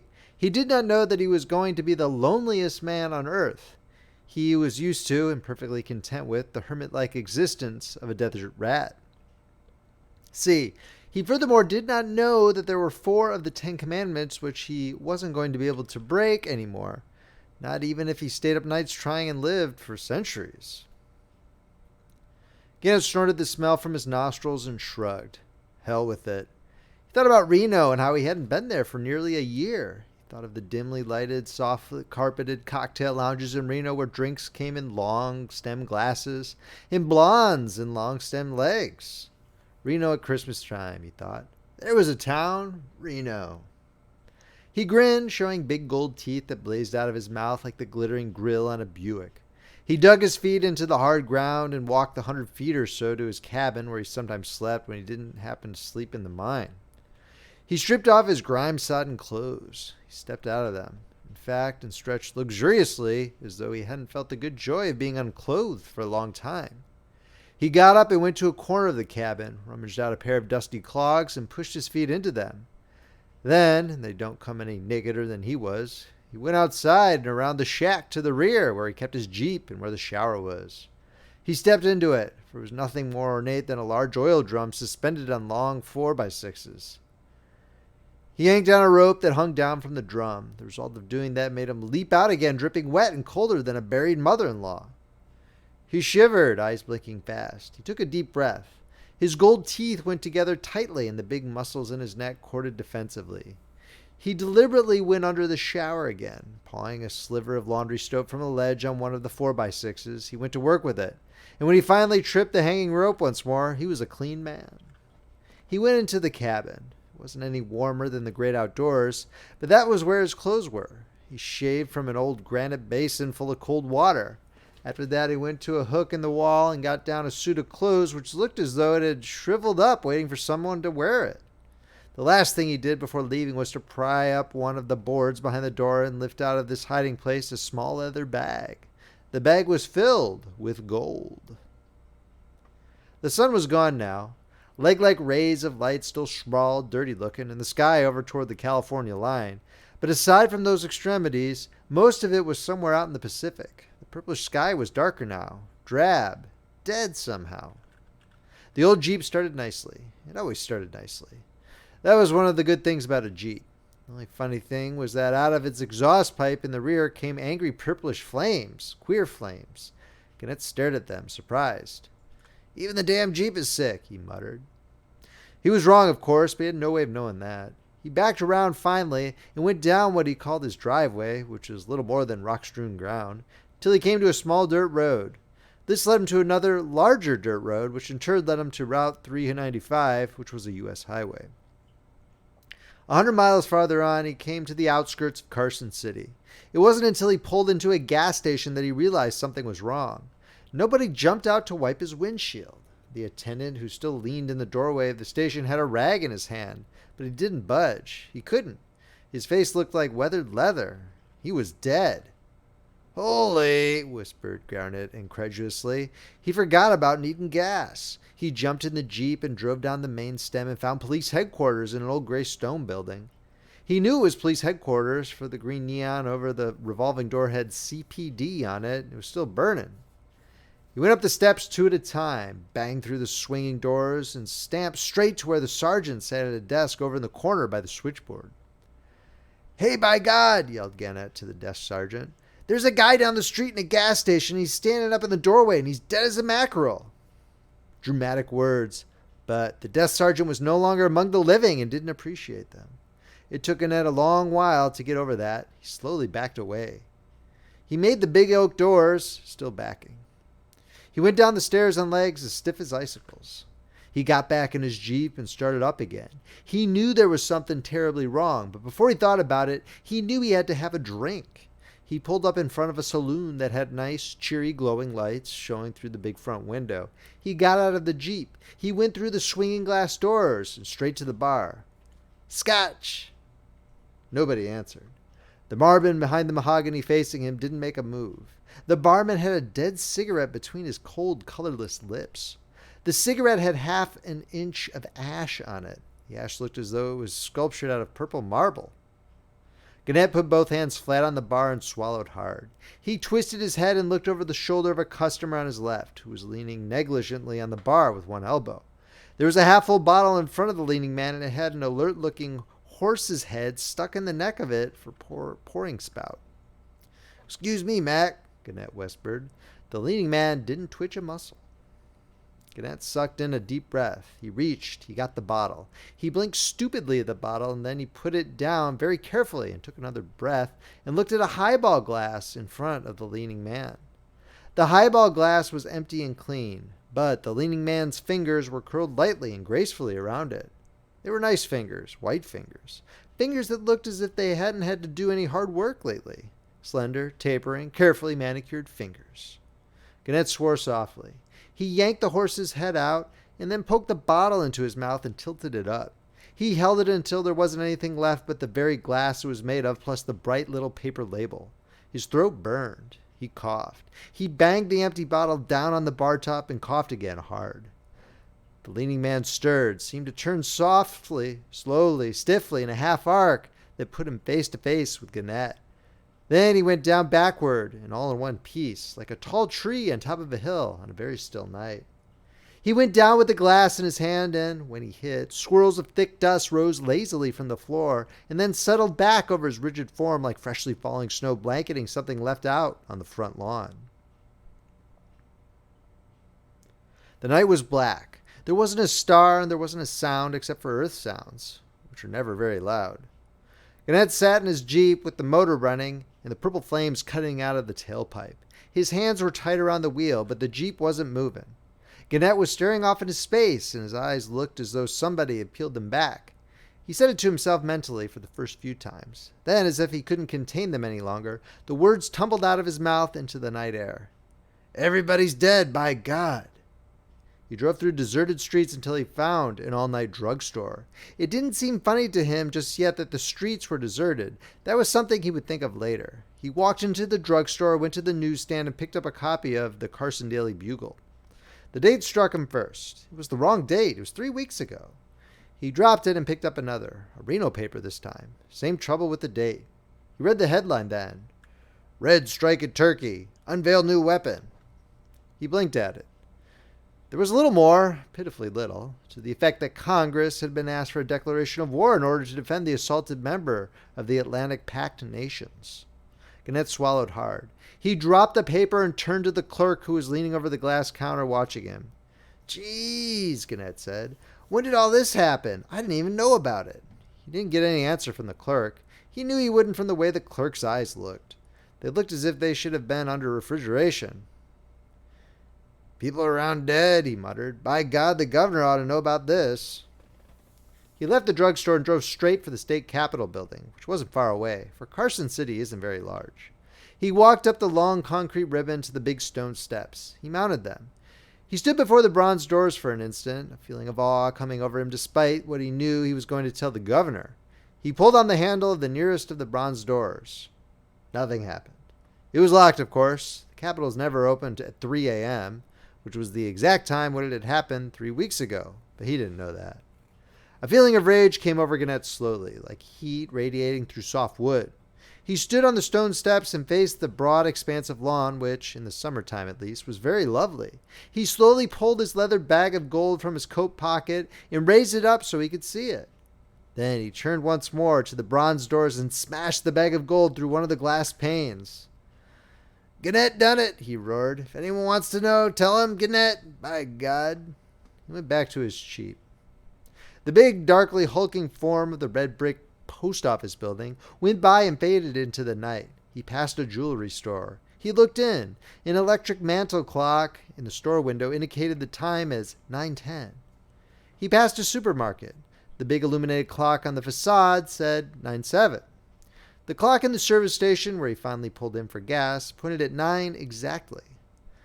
Cycles had to be controlled if electric clocks should keep correct time, but that was something else he did not know. After he put back the gasoline hose, he left one more observation on the silence of the night before driving to Reno. He said it loudly, and there was angry frustration in every word of it. Hell with Carson City. To hell with it. Approaching downtown Reno at night is a pleasant, cheerful experience. There are lights all around, like a store selling electric fixtures. On the right-hand side of Virginia Street, they glow brightly, each one a little gaudier than the last. Big lights, neon lights in all the colors neon lights can come in. Signs on the fronts of the big gaming houses that stay open until lights aren't needed anymore. And the one flash of light across Virginia Street at the intersection of Commercial Row, which had been photographed more times than the mind of man could have conjectured. Reno, the biggest little city in the world. He drove slowly by the Happy Times Club. He could see quite a few people inside. You wouldn't think there was anything wrong when you looked at something like that. At the corner of First Street, he stopped for the signal. He pulled around a military vehicle that seemed to be waiting for the signal, too. It was an open vehicle, painted the olive drab of the Army, and sitting stiffly erect behind the wheel was a natty-looking first lieutenant, with his cap at just the right angle over one eye. The signal bell up on the corner poles clanged loudly. The lights turned green. Gannett crossed the intersection, but the lieutenant in his military vehicle stayed behind. He went by the Golden Bubble, which was perhaps the largest and gaudiest of all the gaming places in Reno. Its big front, done in glass bricks with multicolored lights behind them, looked like some monstrous kaleidoscope built for the use of the man in the moon. Seen from his Jeep, through the plate glass of the wide door, the interior of the Golden Bubble seemed to be a happy, carousing place full of the joyous laughter of folks having a fine time. Only that wasn't so, of course, for the only sounds to be heard were the Jeep's motor and the signal bells on the corner poles. Gannett parked. He walked back, went slowly through the doors of the Golden Bubble. The first thing that met his eyes was the flashing welcome grin of the head waiter, who was dressed in a tuxedo just inside the doors. The head waiter had his hand half out, as if to shake the hand of Gannett as he came in. Gannett almost stuck out his own hand in return, but not quite. He went to the bar. He didn't look at the barman lying on the floor with his ear in the spittoon. He shambled around the end of the bar, took a full bottle of scotch off the back bar shelf, broke the seal, and took a long swallow. The bartender didn't notice. After that, he took the bottle with him out on the floor. He went around a man in an overcoat who looked to be uncomfortably warm, but wasn't. He went over to a roulette table and stared the croupier straight in the eyes. He reached for a pile of chips under the croupier's right hand and slid them over. "Double zero," he said. The croupier looked bored, which was the way a croupier should look. Gannett reached down and gave the wheel a spin, and then stood back and waited. The croupier waited. 2 women and 1 man, on Gannett's right, also waited. The ball clicked merrily, came to a stop. The wheel slowed, finally rested. It wasn't double zero. Gannett reached for the croupier's rake and shoved his pile of chips back under the croupier's protecting right hand. "Lousy wheel is fixed," Gannett said. Nobody argued with him on that. He uncorked his scotch bottle and took a long pull. Nobody objected to that either. The croupier still looked bored, and the 2 women and the 1 man waited patiently for the day of judgment. Gannett went over to a cashier window, reached in and got a handful of silver dollars. He took them to the machines over against the far wall and stuck in a couple and pulled the 2 handles simultaneously. For his investment, he got back $5, which one of the machines disgorged with a loud clatter. He put more dollars in. He put them in fast and pulled the levers fast. He went down the entire row of machines and pulled the levers as he went. He didn't linger to see what happened at any of them.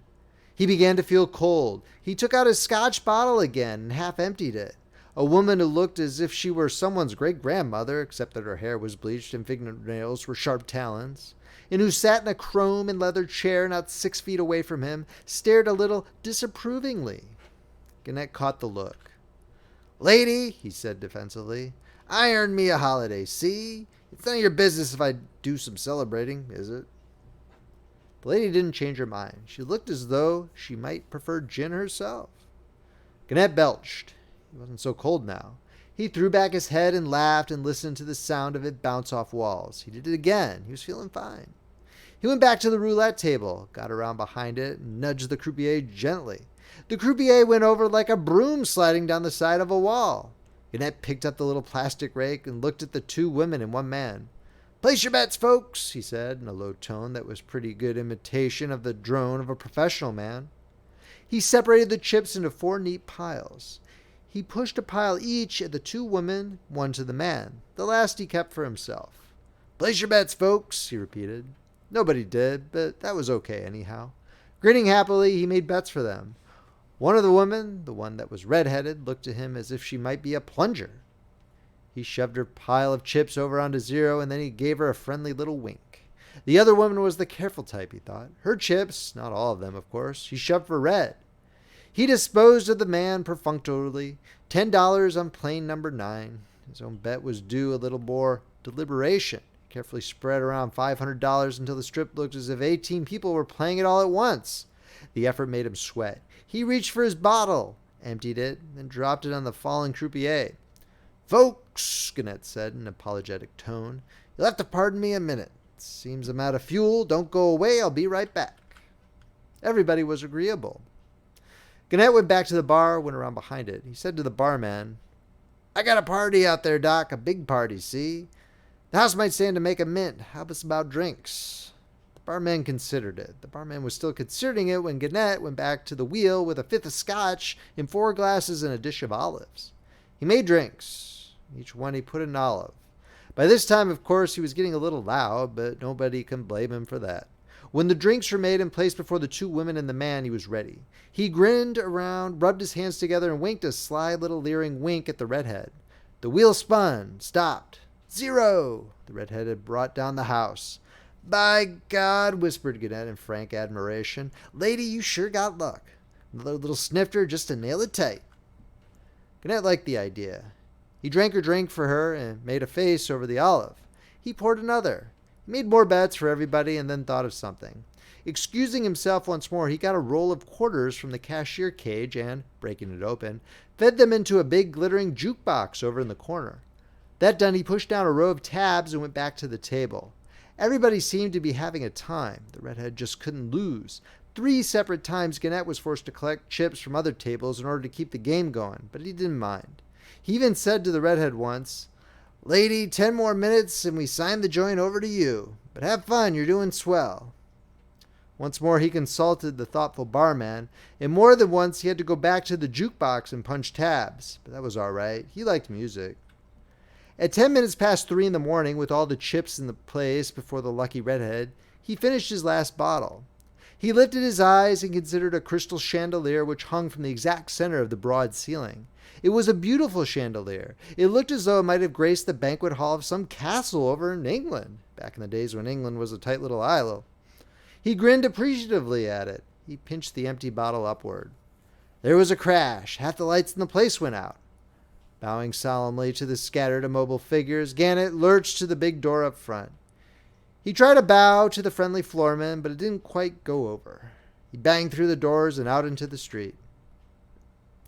Gannett groaned his aching body out of bed and padded heavily to the window. He put his big hands on the sill and looked out. Purple snow was falling on a quiet world. The flakes came down softly, big wet colored things like fluffy bits of cotton candy escaping from a circus in the sky. There was his Jeep down on the street where he had left it. He could recognize it, for it was the only Jeep on the block. Then it wasn't no lousy dream, he said miserably. He went back to the bed and sat down on the edge of it. He recalled the headlines in the paper. Them lousy Reds, he whispered. They done this sure as hell. That made him think a little. Everybody was dead, even the redhead in the golden bubble who couldn't lose. What the hell am I doing alive then? He asked himself. There was no answer to that. He thought of his mind, the lousy disappointment, and wondered if, living most of the time below the surface as he did, he had been protected from some sort of purple gas or something that seemed to have killed off everybody else. It could be. Some very light gas, maybe, that wouldn't seep below the surface. For cripe's sakes, he grunted disgustedly. He dressed and left the room. He went downstairs. There was the lobby, all soft, quiet carpeting and soft, quiet furniture and soft, quiet drapes. A sheet of paper on a writing desk said, Grand Pachapa. He was in a hotel then. He must have wandered into it after he left the golden bubble. He carefully avoided looking at two well-dressed women who sat in lobby chairs staring off into nothing. But he felt their presence chillingly. He shivered. He made his way outside, the purple snow coming down and giving his cheeks wet, cold caresses. He angrily brushed them off, but they came down anyway. Above the snow, the sky was a sodden mash of purplish gray. He found a restaurant that was open. A few customers sat on the stools like statues in a museum. All the coffee makers were on the electric stove, but they were dry and clean except one that had no bottom in it anymore and was quite discolored. Beneath it, the round electric coil still glowed faithfully. He grabbed up one of the clean pots and took it to the metal rinse sink and reached for the faucet.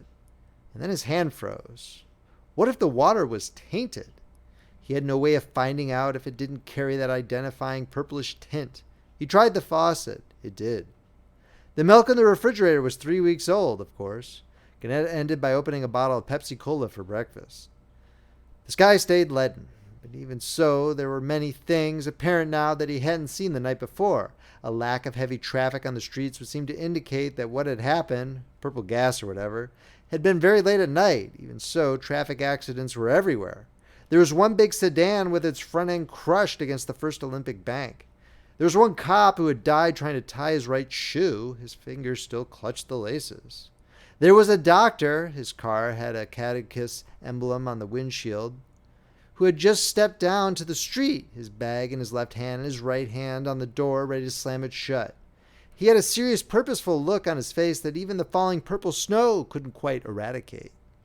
Despite the cold, sweat-frosted Garnett's forehead, he made his way to a radio and television store and kicked in a glass panel of the front door. Stepping through to the clamor of the suddenly aroused night warning bell, he went directly to a TV set and turned it on. The big screen tube flickered after a while and a scratching hum came out of the speaker, but nothing happened. He tried all the channels. Nothing. He turned in a big radio console next, going carefully and slowly across the dial with a hand that shook. Even though the night warning bell was kicking up quite a racket, he could tell after a moment or two. Nothing. The sky was getting dark as Gannett left the store. The purple snow still fell. It was then that he noticed for the first time the gay street decorations in preparation for Christmas. Big paper bells with plenty of glittering tinsel and electric lamps inside them. On the corner of First and Virginia, he saw a big iron kettle of some Salvation Army Santa. Hanging from its metal tripod, it looked quite natural, except that it was filled with purple snow. And the Santa who was supposed to ring his little bell was holding it stiffly over his head. He and the bell were frozen silent. There was a large department store. Inside in the show window was a Christmas display that would delight the kiddies. There was a big Christmas tree trimmed with every imaginable ornament. Beneath the tree, electrically activated toy soldiers jerked robot-like through their precise military designations, their lithographed faces looking stern and very brave.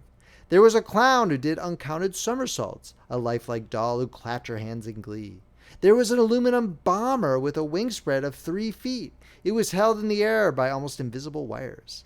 And its 6 propellers droned in perfect unison, making a brisk little wash that rustled the silk of the little doll's dress.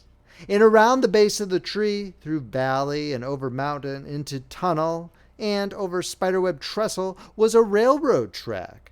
It should have had busy little trains on it, except that it didn't. The trains had been derailed at a whistle stop called North Pole. Gannett's eyes twitched. The sky grew darker. The purple snow continued to fall silently. Gannett went by the Masonic Lodge, the YMCA, and crossed the little stone bridge over the frozen Truckee River. He came to the heavy gray stone building of First Community Church. He stopped in front of the church and stared at it. It was a solid, respectable-looking building. It was a very nice thing indeed to have here in Reno. "Christmas Eve," Gannett whispered through cold lips. "This is Christmas Eve." He went up 6 purple snow-covered stone steps. He reached the top where the stone steps ended and where the big square stone slab was. That slab where the minister stands when the weather is fair and shakes hands with the congregation after the service. Somewhere above in the steeple, bells struck off the hour of 8. A timing device did that. Many churches had such timing devices to save labor. And as though that were a signal, a loudspeaker attached way up on the spire, especially for this festive season, began to growl out preparatory scratching noises like a big metal monster clearing its throat. Gannett pulled on the wrought brass handles of the closed oaken door. The door didn't budge. He grabbed the handles in both hands and braced his feet. He pulled hard. The door was locked. "God," he whispered hoarsely, "God, this is me. I gotta get in, God. God, listen, I gotta get in." High above in the steeple, the loudspeaker was finally ready with a cheerful little carol. "God rest ye merry gentlemen." The voices of a dead choir roared out upon the silent city. The end. If you enjoyed this reading, please make sure to subscribe, hit that like button, and check out friendlyfrogpress.com, where you can see where our collection of eBooks, paperbacks, and audiobooks are available. Friendly Frog Press, where the classics come alive. This is Paul Beauheart, signing off.